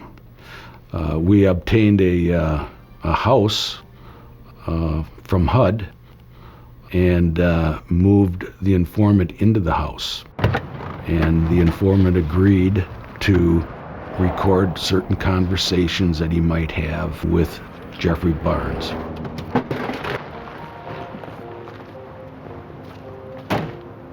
Investigators set the informant up in a government-owned house on the west side of St. Paul. He was to contact the FBI anytime the enforcer was planning to visit the house for a drug deal. FBI technicians wired the house with electronic listening devices in 3 rooms. Agents knew Barnes liked to boast about being a hitman, referring to himself as Murder Incorporated. With that information, we tried to encourage the informant to try to bring him to a point where he would talk to him about, you know, acts of violence that he was involved in and things like that. And this is something that Jeff Barnes' reputation was all about, and it's something that he liked to brag about. Agents coached their informant on how to draw Barnes out about the murder of Duane Walker. Thank you, thank you. He was to lead the enforcer into talking about the hits he had performed in the past. Well, look, I don't want to take up too much of your time. In one tape conversation, the informant pretended he wanted Barnes to help him rob a drug dealer. Let me go up there and rough him up a little bit. Jeffrey Barnes suggested that they just kill him. Murder? Been a hitman a long time. Barnes told the informant that doing a hit on somebody is not a problem, and he described how he could do it. He would walk up behind the individual, pop him in the head with a handgun, let him fall on the floor, wrap him in plastic, and drag his body outside and put it in an alley.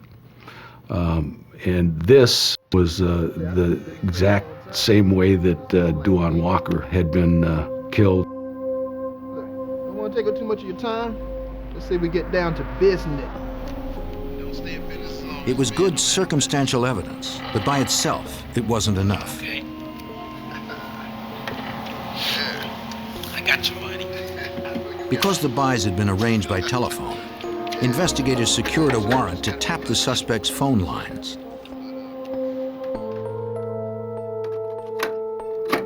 Although the wire intercepts captured no information on the Walker murder, they did produce details of the drug operation. In January 1994, the task force decided it was time to arrest Russell Barnes and hope he would turn on his uncle.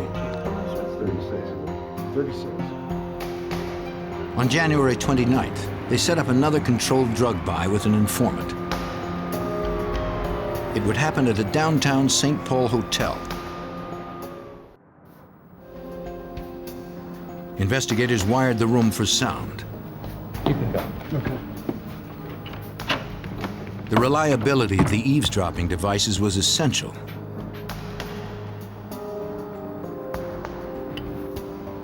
Testing, 1, 2, 1, 2. The recordings would be used in court.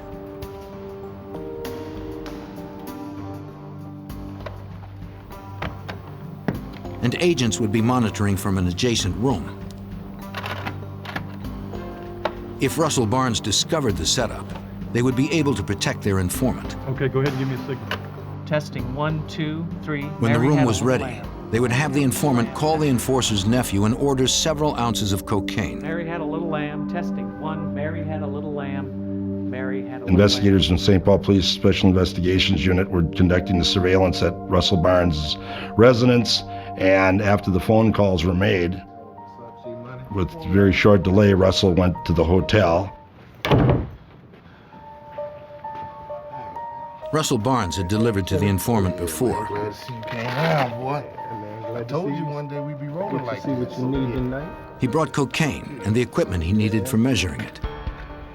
You came correct. Well, I knew what I had to do. He suspected nothing. Big times, big times. To him, it was just another deal. 2 keys. He set up shop and began the transaction,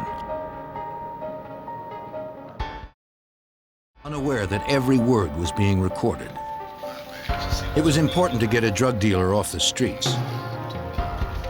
But what agents really wanted was for Russell Barnes to give a statement about drug boss Ken Jones and enforcer Jeffrey Barnes committing murder.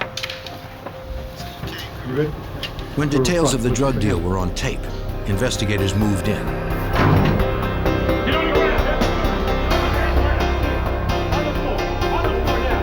Put your hands behind your head. Okay, we're clear. They had indisputable evidence of Russell Barnes selling roughly 2 ounces of cocaine. On your knees. Investigators explained to him that as a 3-time narcotics offender, Russell was looking at a minimum of 15 years in prison. They wanted a statement about his uncle. Right, Barnes. You know We sat him down and we talked at some length about Jeffrey Barnes and his involvement with the Dwan Walker homicide. Being somewhat reluctant because this was his uncle, it took some persuasion, and after a while we gained his confidence, and he eventually told us his knowledge about the Dwan Walker homicide. What happened with Walker? Walker. Jeffrey Barnes had told him Walker tried to steal cocaine from Ken Jones. Took my gun. I put it to his So they head. killed him. Pow! The enforcer said they then dumped Walker's body in an alley, doused it with gasoline, and lit it afire. Nobody messes with my money. It was, at best, a second-hand confession. Nobody messes with my drug operation. And Russell also Barnes was taken into murder that custody. boy, Dwan Walker. All right, let's go. Stand up. Agents also arrested their informant, so no one would know he cooperated. Discovered a 22 caliber. Sounds like anyone I'm working on. Record. Drug boss Ken Jones was still on the street, as was his enforcer, Jeffrey Barnes. Just pop 'em. But the FBI task force was closing in. Nothing to it.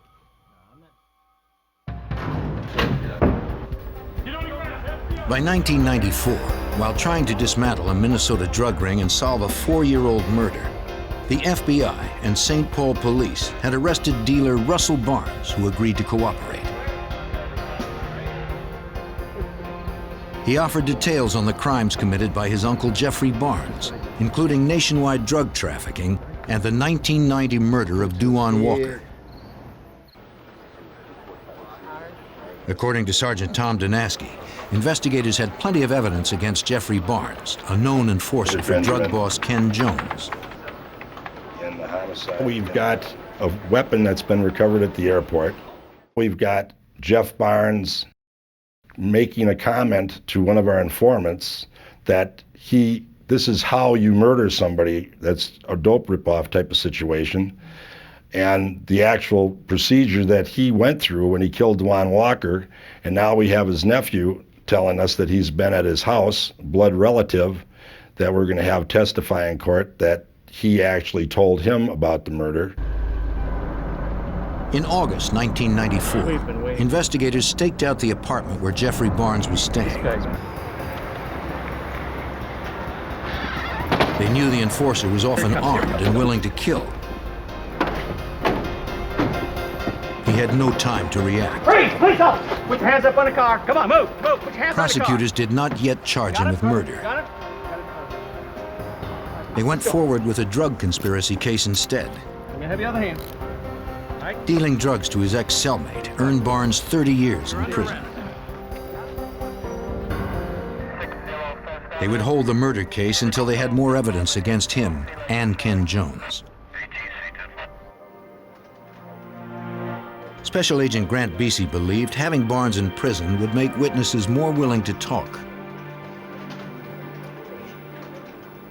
Jeff Barnes had the reputation of being an enforcer. He scared people. We felt that getting him off the street would take away the intimidation factor against some of these other people. And it would be better for us to be able to talk to these other folks with him being locked up. The plan worked. After Barnes's arrest, investigators met with an associate of Ken Jones. Facing a long prison term on drug charges, he offered to be a government witness. He said he had extensive knowledge about Jones's drug cartel and that he had met Duane Walker just before his murder. In mid-June 1990, Jones had ordered the cooperating witness to drive a pickup truck to St. Louis, where he was to meet Walker. The truck had been fitted with a second fuel tank. Upon arrival in St. Louis, Duane Walker stuffed several bags of cocaine into the false tank. When full, the tank held about 30 kilos of the drug. That amount of cocaine would have been worth more than $1 million. The cooperating witness then drove the truck back to St. Paul, where he turned it over to the drug boss. Walker had arrived earlier and was staying with Jones at his condominium. Jones hadn't paid Walker for the drugs yet. In fact, he and his enforcer decided not to. The two of them conspire to take the dope and to eliminate the problem and just execute Duane Walker. That's Bo. The witness's testimony would explain the motive for the killing. He told the agents that several days later he got a call from the drug boss. He was ordered to come over to the condo immediately.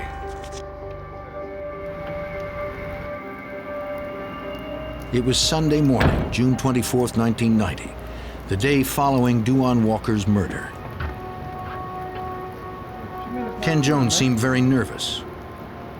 He ordered the cooperating witness to get rid of the truck he had driven up from St. Louis, the one with the false gas tank. The drug boss demanded that no one be told about the cocaine run. The witness said Jones's girlfriend had also told him about cleaning up blood in the bathroom after the murder. This picture, you recognize this chick? Do you swear to tell the truth? In the summer of 1995, prosecutors convened a grand jury to secure witness testimony under oath. Jones's girlfriend was subpoenaed to testify. That would be Irene, the sister of Charles. But she denied telling anyone that she cleaned up blood in Jones's I'm not sure what bathroom. you're talking about. I never cleaned up any blood. The Ken Jones. If authorities couldn't prove she was lying, they might never be able to indict Ken Jones and Jeffrey Barnes for murder. No, sir. What if you would tell us, please, about the evening? In June 1995, grand jury testimony from others proved that one witness perjured herself when she denied cleaning up blood in the bathroom of drug boss Ken Jones. Jones, did you not? I'm not sure what you're talking about, sir. On June 21st, the grand jury indicted Jones and his main enforcer Jeffrey Barnes for the 1990 murder of Duane Walker.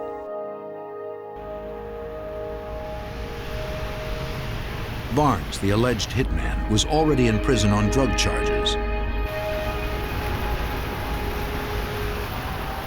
The day after the indictment, investigators staked out the home of drug boss Ken Jones.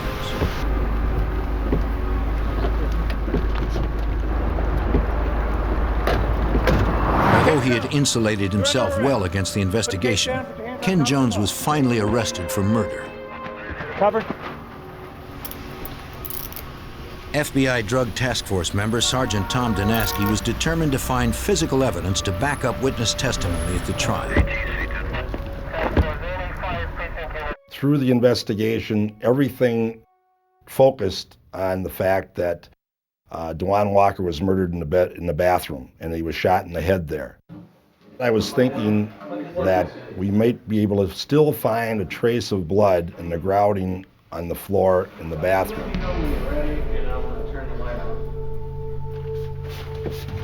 Bureau of Criminal Apprehension technicians processed the bathroom. After Jones was arrested, new tenants had moved into the condo. All right, let me get the lights. Ready? They gave their consent for the search. The technicians tested for the presence of blood using luminol, a relatively new technique at the time. Luminol reacts with proteins in blood, rendering minute traces of it visible under ultraviolet light. We were able to determine on the underlayment underneath the tile that there was a significant amount of blood. They were unable to obtain a DNA off that test, but they were able to obtain a test that showed that it was a significant amount of blood, and it was human blood that was still traceable back even 5 years. Mr. Barnes and Mr. Jones It was the evidence investigators needed. are, in fact, the head of On October 31st, 1995, Ken Jones and Jeffrey Barnes went to trial in St. Paul. every year, but also for the murder of Dewan. Prosecutors outlined what they believed occurred in Dewan Walker's final These two hours. gentlemen here are responsible for all of this. Walker had delivered roughly 30 kilos of cocaine to Jones. The drug boss decided he didn't want to pay. That night, he and his main enforcer, Jeffrey Barnes, partied with Walker. Eventually, Walker headed into the bathroom. Jones and Barnes had planned the hit to take place there.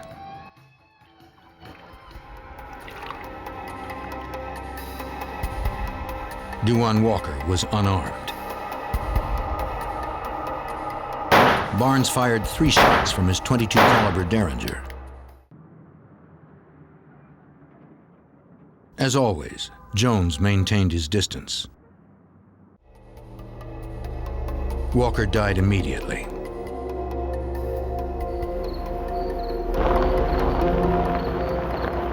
Later that night, they wrapped Walker's body in plastic sheets to contain the blood and loaded it into a car.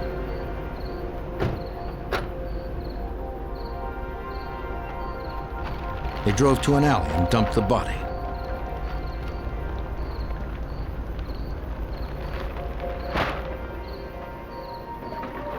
To make identification more difficult, they doused the body with gasoline and set it ablaze.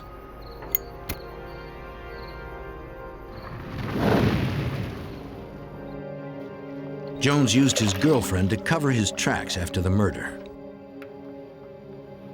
The bathroom floor was covered with blood, particularly the area around the tub where Walker had fallen.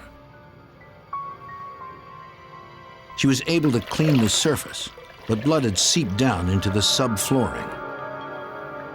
5 years later, technicians would find it there. You will come away with the inescapable conclusion. Ken Jones and Jeffrey Barnes were convicted of murder and drug charges. Responsible for this murder. There has been In no March evidence 1996, they were both sentenced to life in prison without the possibility of the parole. associations of these gentlemen through the years. Jeffrey Barnes, who had once boasted he was Murder Incorporated, was no longer a threat to those outside the prison system.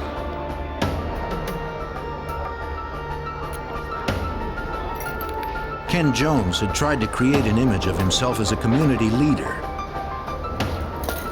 But his greed led to murder, and he will never leave prison alive. In New York in the 1980s, the emergence of crack cocaine brought a new wave of violence. Drug dealers robbed and killed as they scrambled for power. Ordinary citizens were victimized. Even children were not immune. The FBI joined forces with the New York City police to take back the streets. Their best weapon against deadly drug gangs was the C-11 squad.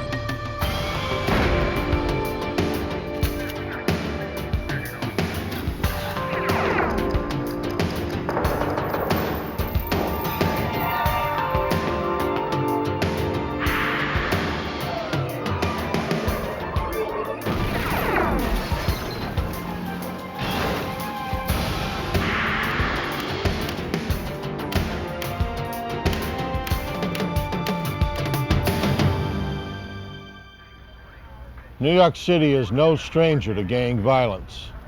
But when a 12-year-old child was kidnapped, the gangs had crossed the line. Law enforcement raced to find the missing boy before it was too late. I'm Jim Kallstrom, former head of the FBI's New York office. Agents would have to infiltrate the secretive world of a vicious gang to stop the murderous exploits of a drug lord.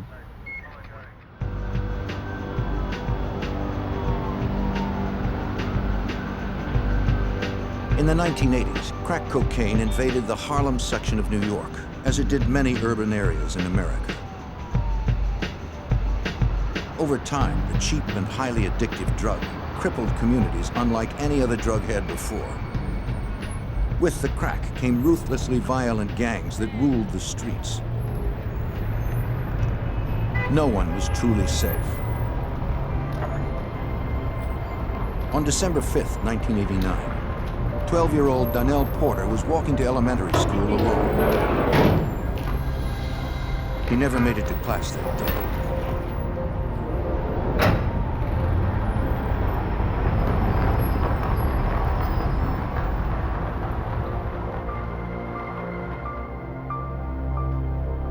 When he didn't arrive home after school, his family worried.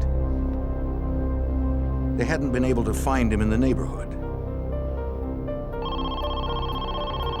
At 9 p.m., Donnell's sister received a phone call. Yeah. A man on the other end said Donnell had been kidnapped. He wanted $500,000 or the boy would be killed. Inside the men's bathroom. The sister said the family didn't have that kind of money. It didn't matter to the caller. Yeah. He warned them not to contact police, then instructed them to go to a restaurant at 125th and Broadway. Behind a trash can in the restroom, they'd find something that would prove he was serious. You got it?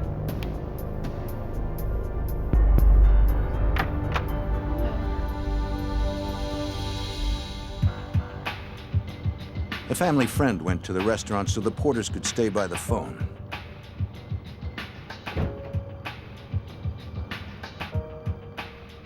He didn't know if it was a setup.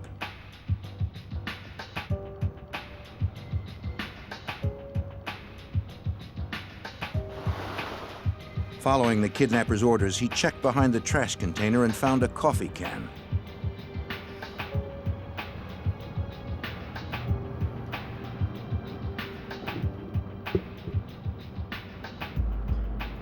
Inside were 2 rings, an audio cassette, and a child's severed finger.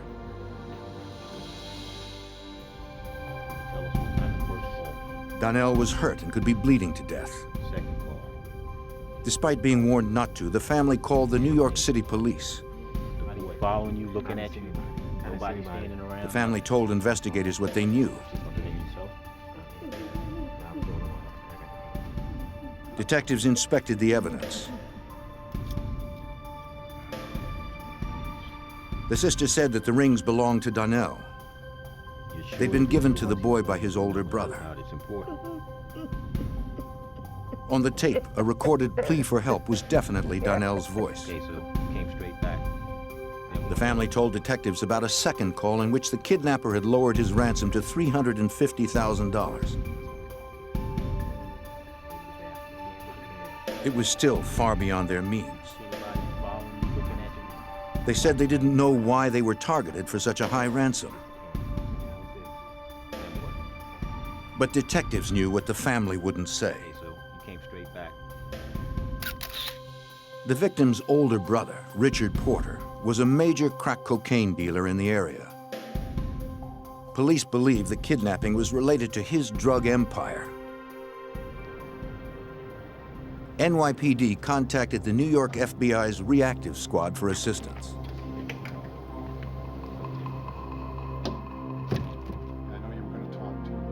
Special Agent David Higgins, a narcotics expert, was asked to provide more intelligence on Richard Porter.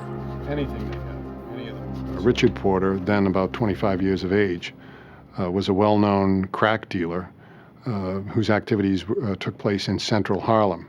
He was one of those individuals who got in early on the crack trade in New York, and he had created a significant drug empire in central Harlem. Richard Porter had made millions of dollars selling crack on New York's streets. Detectives knew where his turf was. What's going on, man? It didn't take long to find Porter. Detectives recognized the person he was with as his drug-running partner, Alpo Martinez. This visit wasn't about drugs. It was about finding Donnell.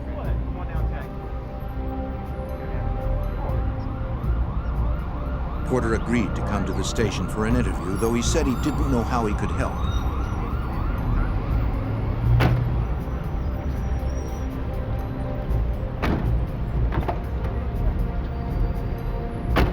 Look, guys, I don't know anything. Police knew Porter was very close to Donnell, but he claimed to know nothing about who was behind his brother's kidnapping. On the streets, these matters are usually solved without the cops.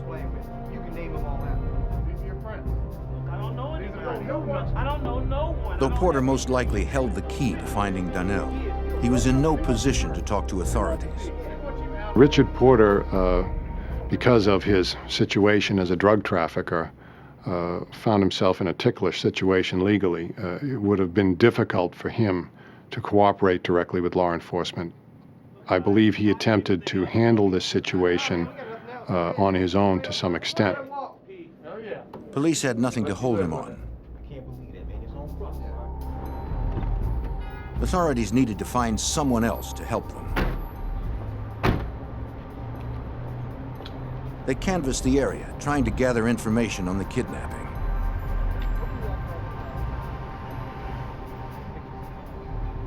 In such a close-knit neighborhood, someone had to have heard something about Donnell. But residents were too afraid to talk. Harlem's violent gangs had a stranglehold on the community.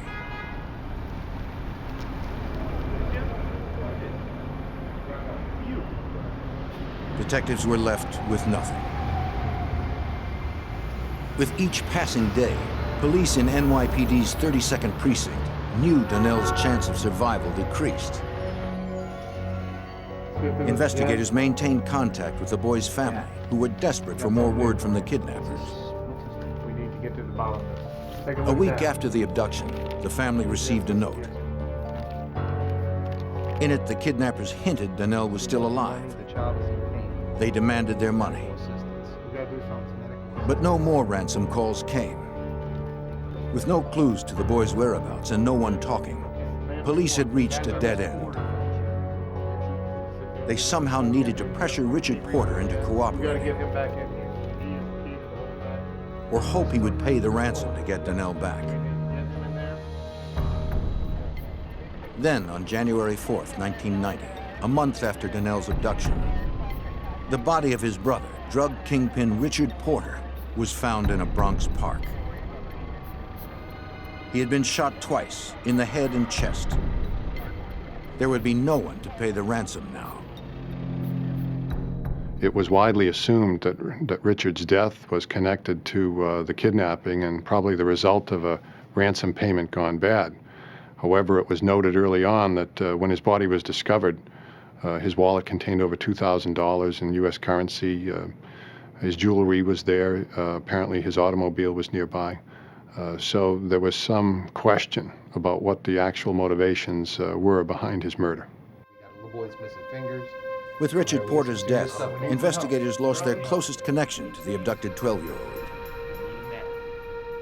To find another source, they increased pressure on lower-level dealers in Porter's organization.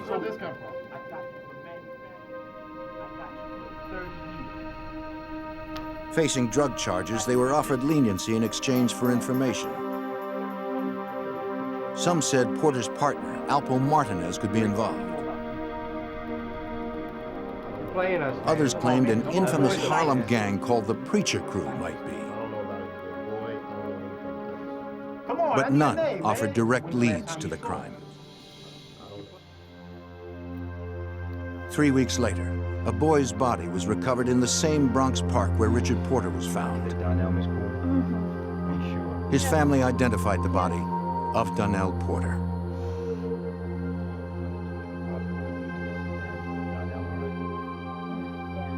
Cause of death was blunt force trauma to the head.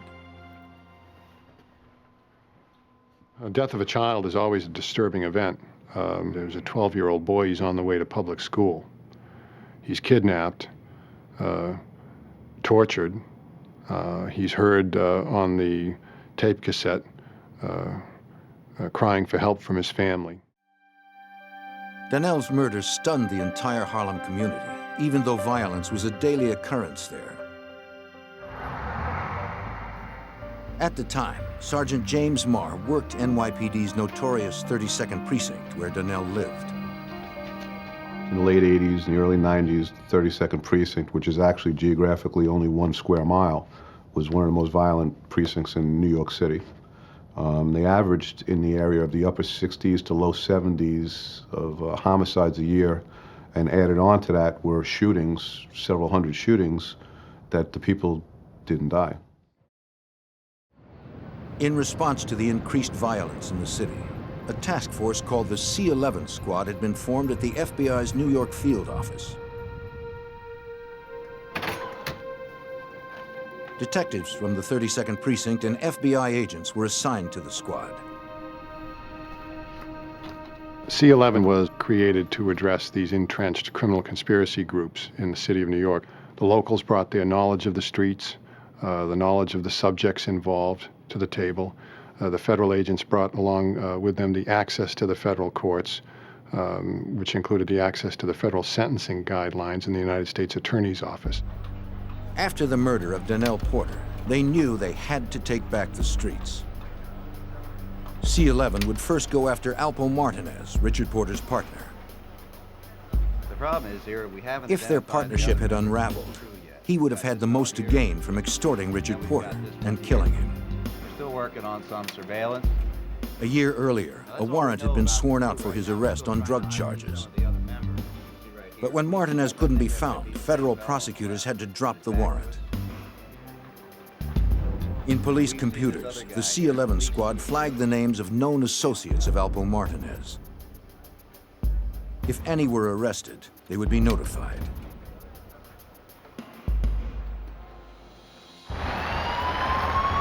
Months later, police in Washington, D.C. pulled over a car after observing its driver engage in a drug deal.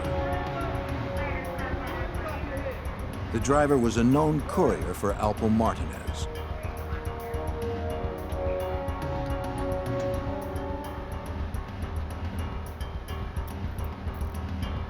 Police found a large amount of crack and thousands of dollars in his car. Noting the flag on his record from New York, D.C. authorities would contact the C-11 squad. After the courier was sentenced to 20 years to life on drug charges, C-11 agents had him transported to New York for an interview. I want some information about him because we want... An agent explained that under federal law, his sentence could be reviewed if he cooperated with authorities. You're just making this difficult on yourself. Where does he... He told what he knew about Martinez and Porter's East Coast drug operation. Drugs would be distributed both in New York City by Richard Porter and in Washington, D.C. by Alpo Martinez. While in Washington, D.C., Martinez allied himself with individuals that he found to be strong on the street, if you will, in order to protect his drug operation in Washington, D.C. And it was not unusual for literally sea bags worth of U.S. currency to be shipped out of Northern Virginia and Washington, D.C. up into the Porter neighborhood at 132nd and 7th Avenue in New York City.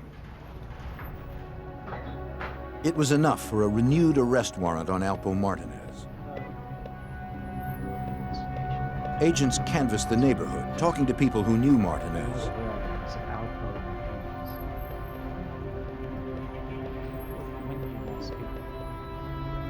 Most were afraid to talk. Eventually, agents learned the fugitive was going to pick up his wife's car at a dealership in northern New Jersey. Undercover agents staked out the dealership. They didn't know if Martinez would show up, but they knew he liked fast cars.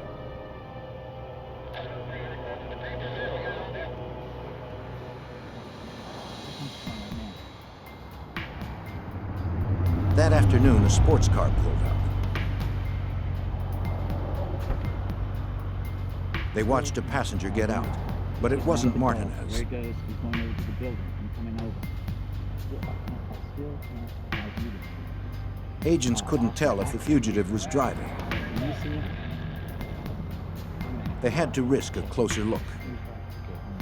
If they could arrest Martinez, it might help solve the murders of Richard Porter and his 12-year-old brother, Donnell. An agent visually identified Martinez as the driver.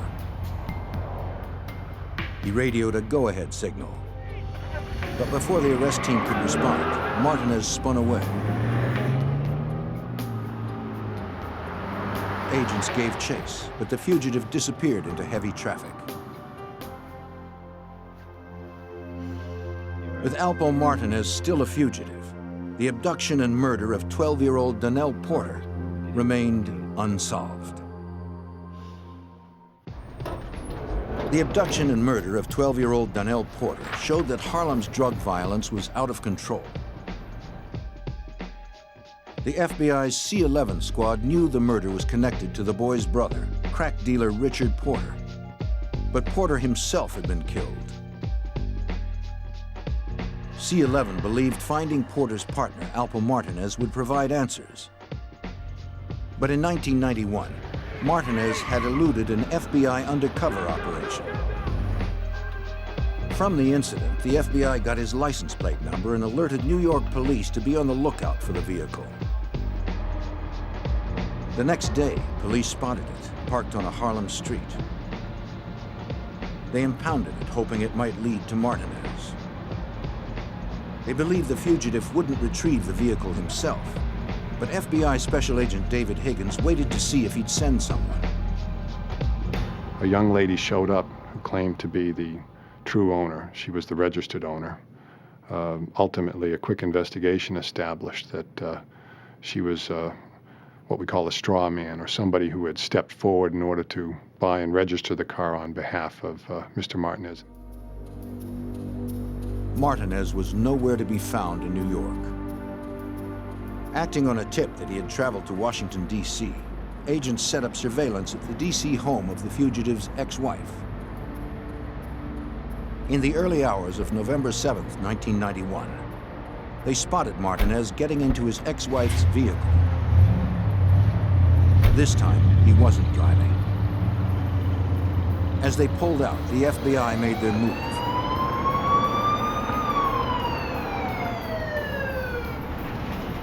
The fugitive's ex-wife pulled over.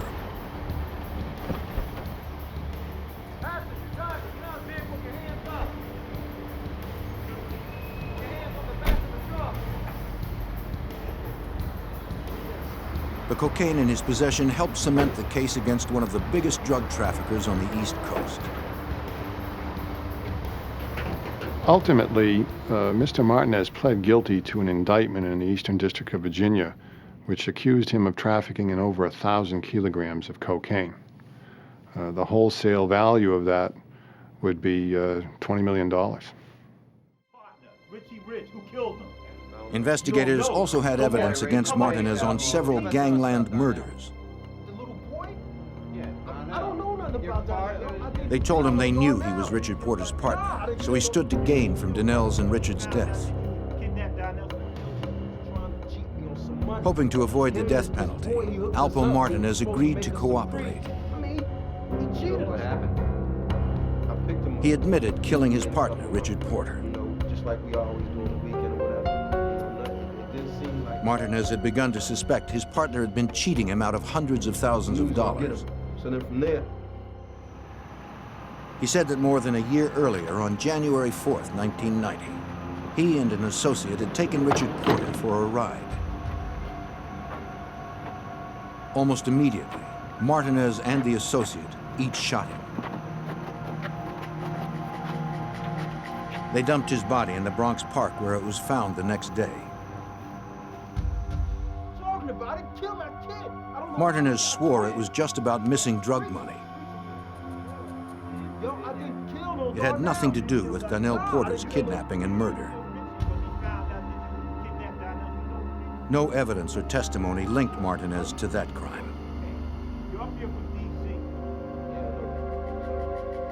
He went to prison for life.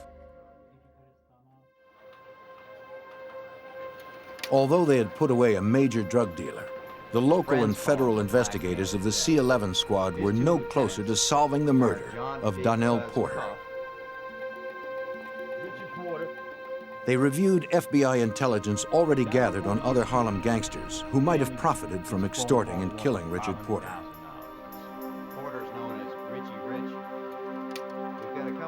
One gang stood out as likely suspects.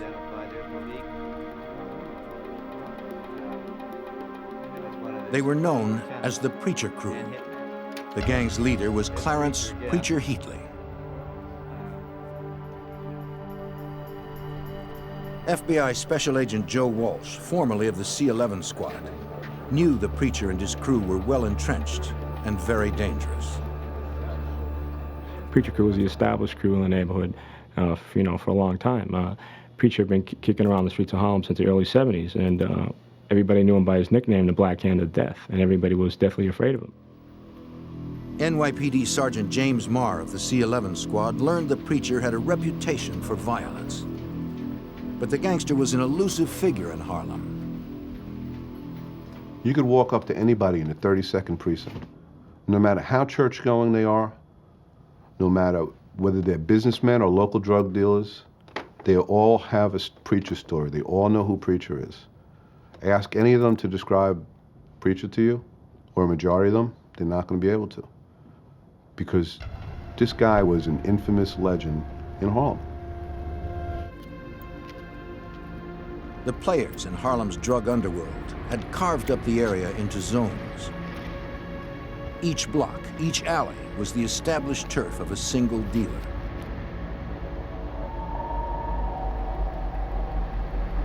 Most dealers respected the boundaries. But the preacher did not. He considered all of Harlem his turf. He made his money not by dealing drugs, but by taxing other dealers. But he was mostly into extortion, extorting drug dealers. These are guys that were violent in their own right. He would go up and claim their car. If a drug dealer looked like he was getting paid, so to say, he was driving a brand new full-size Mercedes-Benz, and Preacher liked that car, that was Preacher's. Those who argued with Preacher paid a heavy price. It was a system that made him a rich man. If you're hitting every other drug dealer on the streets, 2,000 here, 3,000 here, 5,000 there, that's a lot of money. It adds up. And believe me, they all paid, because if they didn't pay, Preacher would pay him a visit, or he would order his people to pay him a visit, and they'd wind up dead.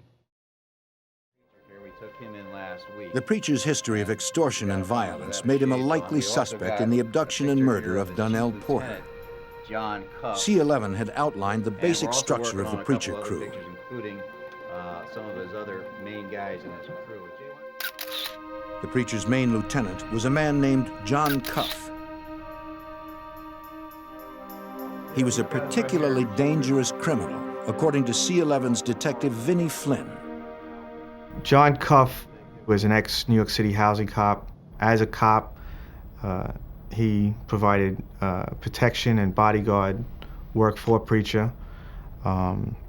So if they were driving through the neighborhood and were stopped, John Cuff had a shield where he would probably be let go and not given a summons or anything further would happen.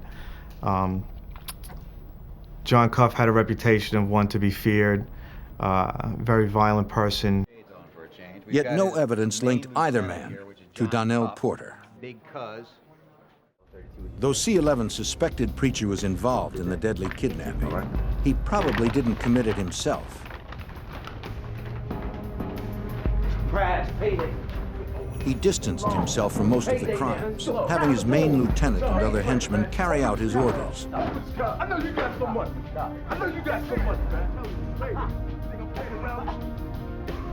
At Preacher's command, their brutal extortion tactics earned them money and kept witnesses too intimidated to talk, effectively insulating the crew against investigation. We go into a bodega or someplace up in Holland, and we'd say, we know he came in here, and the guy would have a cast on his hand. We know he broke your hand, and the shop owner would say, I don't know what you're talking about, and that shop owner would be paying rent, or tax to Preacher, but nobody would tell us anything. With people too afraid to talk, crimes continued to pile up. On New Year's Eve, 1992, emergency units responded to a call in the Preacher's territory. A man lay dead in his car, the victim of a drive-by shooting.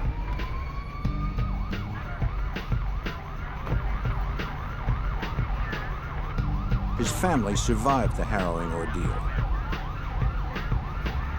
They described how the killers pulled up next to them on the street and opened fire.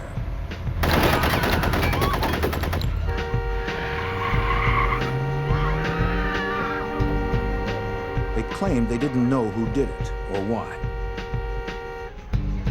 And like Donnell's kidnapping, no one in the neighborhood admitted seeing anything. It was another tragic killing in Harlem that might go unsolved. The C-11 squad had to breach the area's violently enforced code of silence and finally get insiders to talk. A shocking drive-by shooting was added to the list of unsolved murders in Harlem. With witnesses too afraid to cooperate with police, the case was open for 2 years. Then in 1994, the C-11 squad found a witness who told them the shooter was a Preacher crew member named Malik. Detective Vinnie Flynn learned that Malik had a violent reputation. He became a so-called director of security for the Preacher organization. He was in charge of the group of members who were known as the janitors. The janitors were the people that had to clean up the problems or the mess of the family. And you couldn't be a janitor unless you killed somebody. To get more on Malik and the Preacher crew, C-11 tried to send in undercover officers. It was yet another dead end, according to FBI Special Agent Joe Walsh. We weren't able to really get in, so to speak, and get an undercover in there to buy narcotics from Preacher, because Preacher was very, very careful. He was, he's a very smart man, and we couldn't get the undercover, close to him. The Preacher had closed ranks, ordering the people he extorted not to sell to new buyers and to keep a low profile on the street. Investigators needed a witness with close ties to the crew.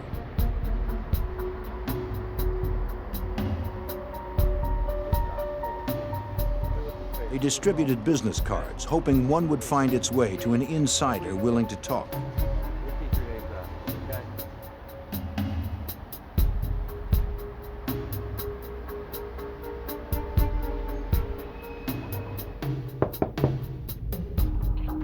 Their persistence paid off.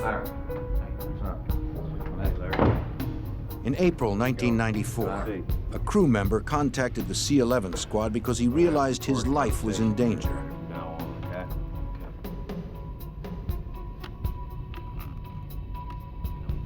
He said the Preacher had started going after his own crew members. Preacher had killed 2 of the informant's partners.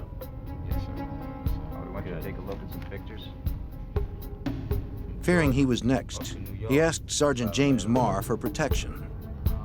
Who was a stone-cold killer himself, who became an informant that was so fearful of Preacher and of being killed like his partners had, that he came to me, that he came to us, that he gave us information on specific crimes, that he talked about crimes that had been unsolved for years.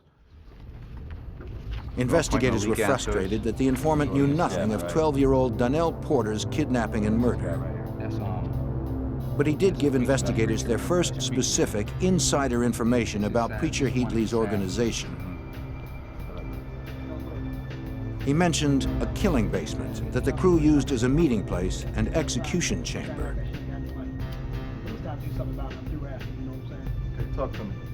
At some meetings, Preacher would call for a vote on the fate of gang members who had fallen out of favor. If the majority voted thumbs down, Preacher ordered a murder. In March 1994, Preacher called for a vote on Malik, the janitor who had done the drive-by shooting. He believed Malik could no longer be trusted.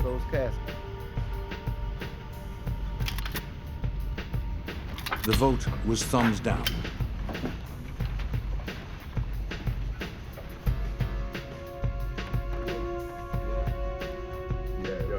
Yeah, what's up? Preacher summoned Malik to headquarters. How y'all doing? All right, most love, man.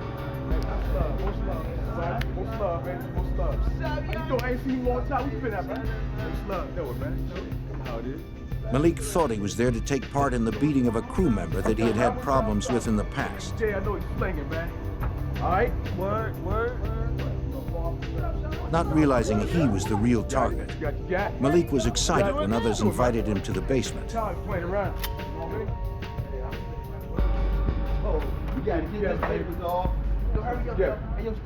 If you went down there and you were followed in there, you know, somebody was behind you, you weren't coming out alive. Yo, Sean, let's go get this dude, Sean. Let's go get him. We're gonna do this shit, real, yo. Yo, oh shit. Priest, what's up, man? What's up, man? What's up? What you doing? Oh, man. Yo, Preach, man, come on. Preacher told Malik he had to die.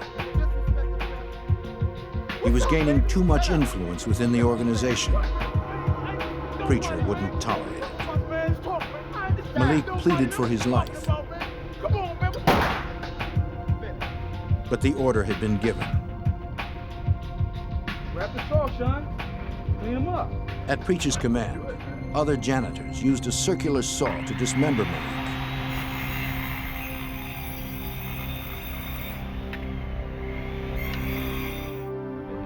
The informant said that Preacher ordered him and another crew member to dispose of the body parts. This is the guy you work for, right? They poured acid on Malik's arms to remove gang tattoos that could link him to the crew. Then they left the body parts in several crumbling, abandoned buildings. They kept Malik's head in a refrigerator for a couple of weeks, and they kind of paraded it around on a stick. You know, that's how Preacher would, keep the fear of God, so to speak, in the younger Turks in his organization. The fear was too much for the informant, though he knew leaving the crew was equivalent to a death sentence. He hoped the C-11 squad could protect him.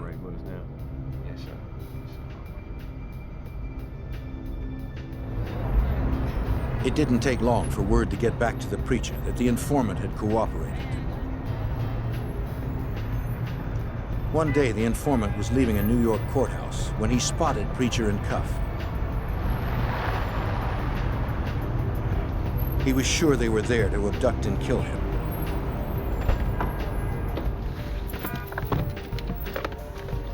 He went to his car and called his C-11 handlers. The informant advised me that his fear that he was going to be killed by the organization, he was going to be abducted, right in the middle of the afternoon in front of the courthouse. The agents of C-11 rushed to stop another murder in the Preacher's territory. I'm scared to death. A former member of the Preacher crew feared the gang was out to kill him for cooperating with authorities.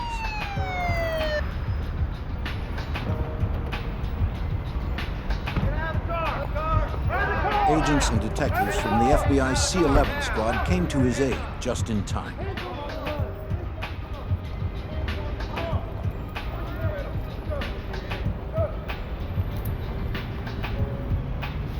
They arrested Maine Lieutenant John Cuff and the crew leader himself, Clarence Preacher Heatley.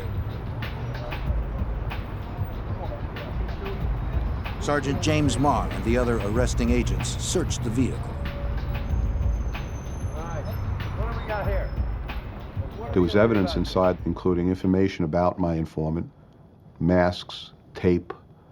It was apparent at the time that my informant's feelings were right. He was going to be abducted that day. Come on, man. Hurry up, But no one could prove that the men were coming to kill the informant. 20 minutes, all it took. I told you. The preacher and Cuff were released. Come on, man. I got things to do, man. Hurry up.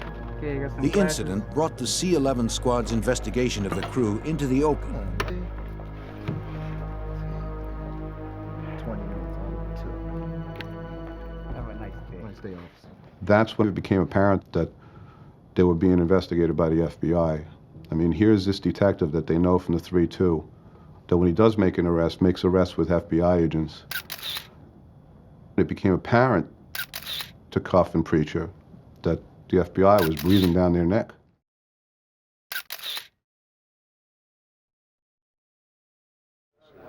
Preacher further insulated himself.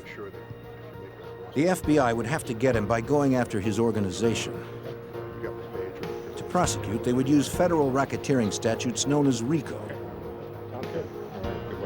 Originally designed to bring down organized crime families, RICO requires that strict criteria are met, according to FBI Special Agent Joe Walsh.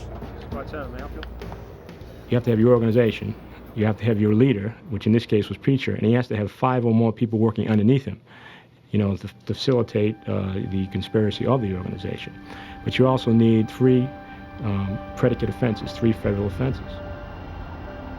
The C-11 investigators surveilled the Preacher crew, gathering evidence on offenses to support the RICO case. They noticed unrest within the gang.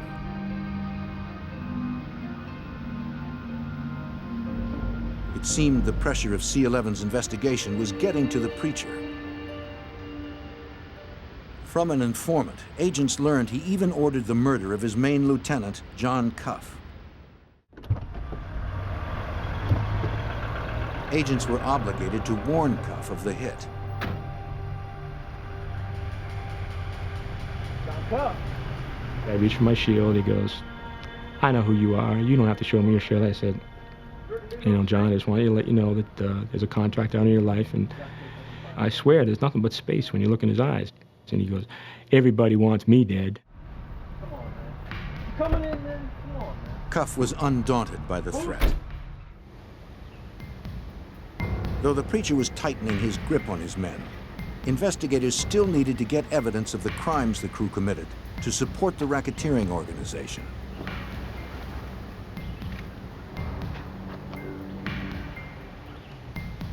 As more buyers and sellers were arrested, some agreed to cooperate, helping to outline the group in detail, according to Detective Vinnie Flynn. We obtained informants through narcotics investigations, arrests made by the 3-2 precinct and the 3-2 detective squad, through information they developed and informants they developed. Because of arrest, information was compiled, which built a case against the Preacher crew. About some murders. What murders do you know about? Unfortunately, no one had information on the Donnell Porter murder. There was this girl who went to the park, you know, and so we took her back. But one arrested crew member offered details of another murder committed by the crew, hoping for leniency. He said they decided they didn't want to pay for a shipment of drugs.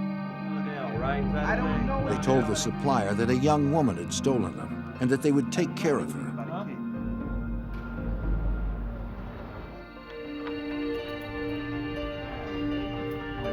She was a single mother who sometimes worked as a courier for the crew.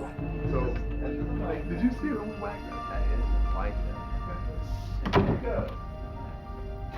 They brought her to a Harlem apartment, telling her they wanted her to hear a record they had produced. Look it up.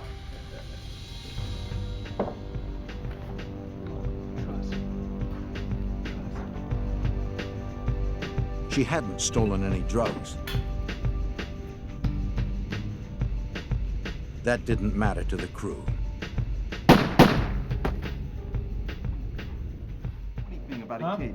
The informant explained how they cleaned up the crime scene, then dumped the body in an abandoned building.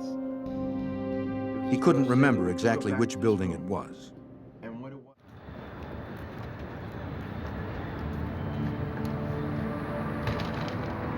In August 1996, after more than 5 years of meticulous investigation, the U.S. Attorney's Office of the Southern District of New York decided they had enough for indictments and arrests on federal RICO charges. The first indictment was against Clarence Preacher Heatley and John Cuff. The indictment was kept sealed. If word got out to the preacher, he might disappear forever. Investigators staked out Preacher's Harlem headquarters. They hoped news of the indictments hadn't been leaked, and that if they found him, they could arrest him without a fight. They knew Preacher was surrounded by armed men, willing to kill at his command. In late 1996, the C-11 squad was ready to arrest Clarence Preacher Heatley. No one had seen him in days.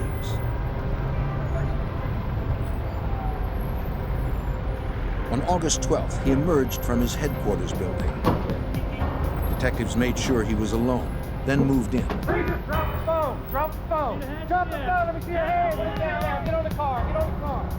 Get on the car! Hands on the car!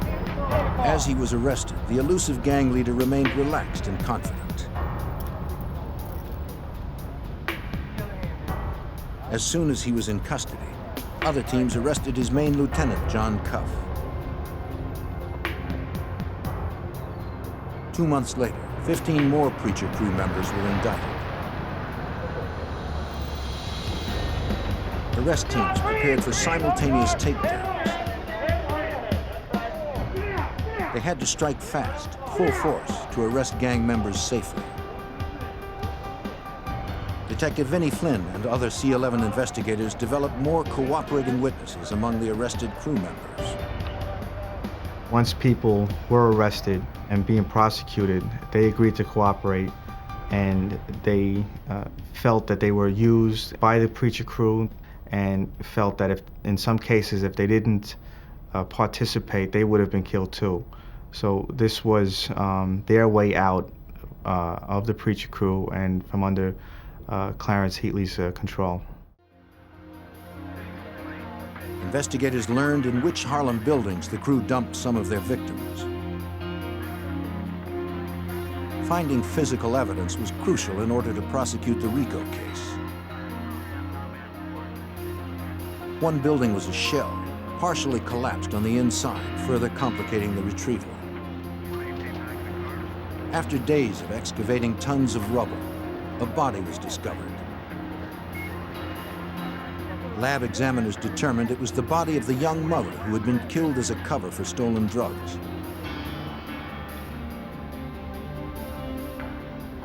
She had been shot in an apartment in an adjacent building.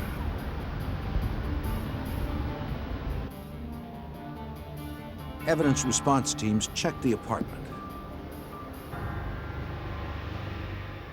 That's the apartment where they kept Malik's head. And in the refrigerator, there was a lot of blood still left in the apartment. And inside the refrigerator, there was Malik's blood from where they kept his head. They were able to trace that at the lab. Malik and several others had been killed in the basement of the Preacher's headquarters. Crime scene technicians processed the basement. Arrested crew members said Preacher had them scrub the place with boric acid after each killing. Most of the basement was clean. Oh, yeah. Yeah, there you go. Right there. But technicians were able to recover traces of blood on the windows and on the saw blade that had been used to dismember Malik. But the investigation was not over. The abduction and murder of young Donnell Porter was still unsolved. Come on in, gentlemen. Have a seat. Answers about his death finally came from an unlikely source.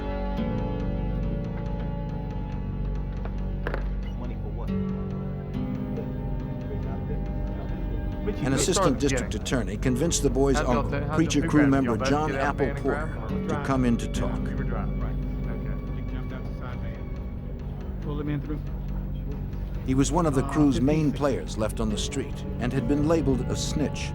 2 attempts had been made on his life. The DA suggested that Porter cooperate to earn protection in prison. He confessed to several murders and revealed what happened to his nephew Donnell. According to Sergeant James Marr, the kidnapping was prompted by jealousy and greed. The underlying factor with Johnny Porter, Johnny Apples, with the kidnapping was when he came home from prison, Richie Porter, his nephew, was this big Harlem drug dealer. He was getting paid. Richie Porter used to wear a lot of gold, used to really like flashy cars. He was making a lot of money, and he wasn't giving any to Johnny Porter. And Johnny Porter felt he was owed this, and he decided to take it. And the way he took it is he snatched the kid. Porter said the preacher agreed to the kidnapping. He sent one of his janitors, Malik, to help. They believed Richard Porter would pay anything to get his brother back.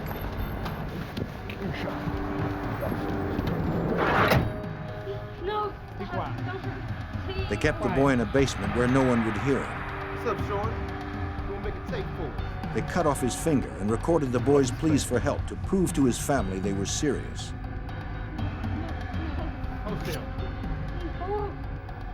Apple and Preacher hoped for $500,000, enough to set Apple up in his own drug trade and enough to cripple Richard Porter. What time was it? When Richard couldn't come up with that amount of cash, they lowered it to $350,000. Did you hold that in his hand? Then the unexpected happened. Preacher and Apple learned that Richard Porter was murdered. There'd be no ransom. You sure about that? Make the call. Preacher Heatley later told Special Agent Joe Walsh about his decision. Preacher sat right down in a room and told me exactly what happened. He looked me right in the eye and said, "You know, I couldn't let that boy live after what had happened."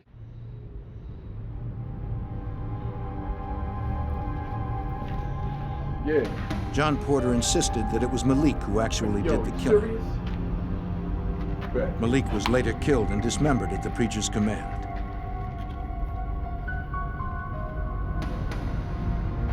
You're gonna think twice about it. John Porter was sentenced to natural life. Because of the evidence collected by the C-11 squad, each member of the preacher crew went to prison. Their leader, Clarence Preacher Heatley, pled guilty to federal racketeering charges that included drug trafficking, assault, and murder. He was sentenced to life with no chance of parole. He and his crew will never again terrorize the streets of Harlem. It's estimated that they're responsible for approximately 45 murders that we're aware of. Numerous robberies. If you add the extortion in, these people were a decade-long or better crime wave in themselves. They were just amazing, the devastation that they caused in these communities. That changed when the C-11 squad dismantled the preacher crew forever. Since the case was closed, Harlem has seen a rebirth. Harlem today, the 32nd precinct, is running somewhere between 15 and 20 homicides a year, down from the 70s, down from 70 a year in the late 80s during the crack cocaine binge. I think we accomplished quite a bit with this case. And the drug organization doesn't exist anymore, so we can't hurt anybody else.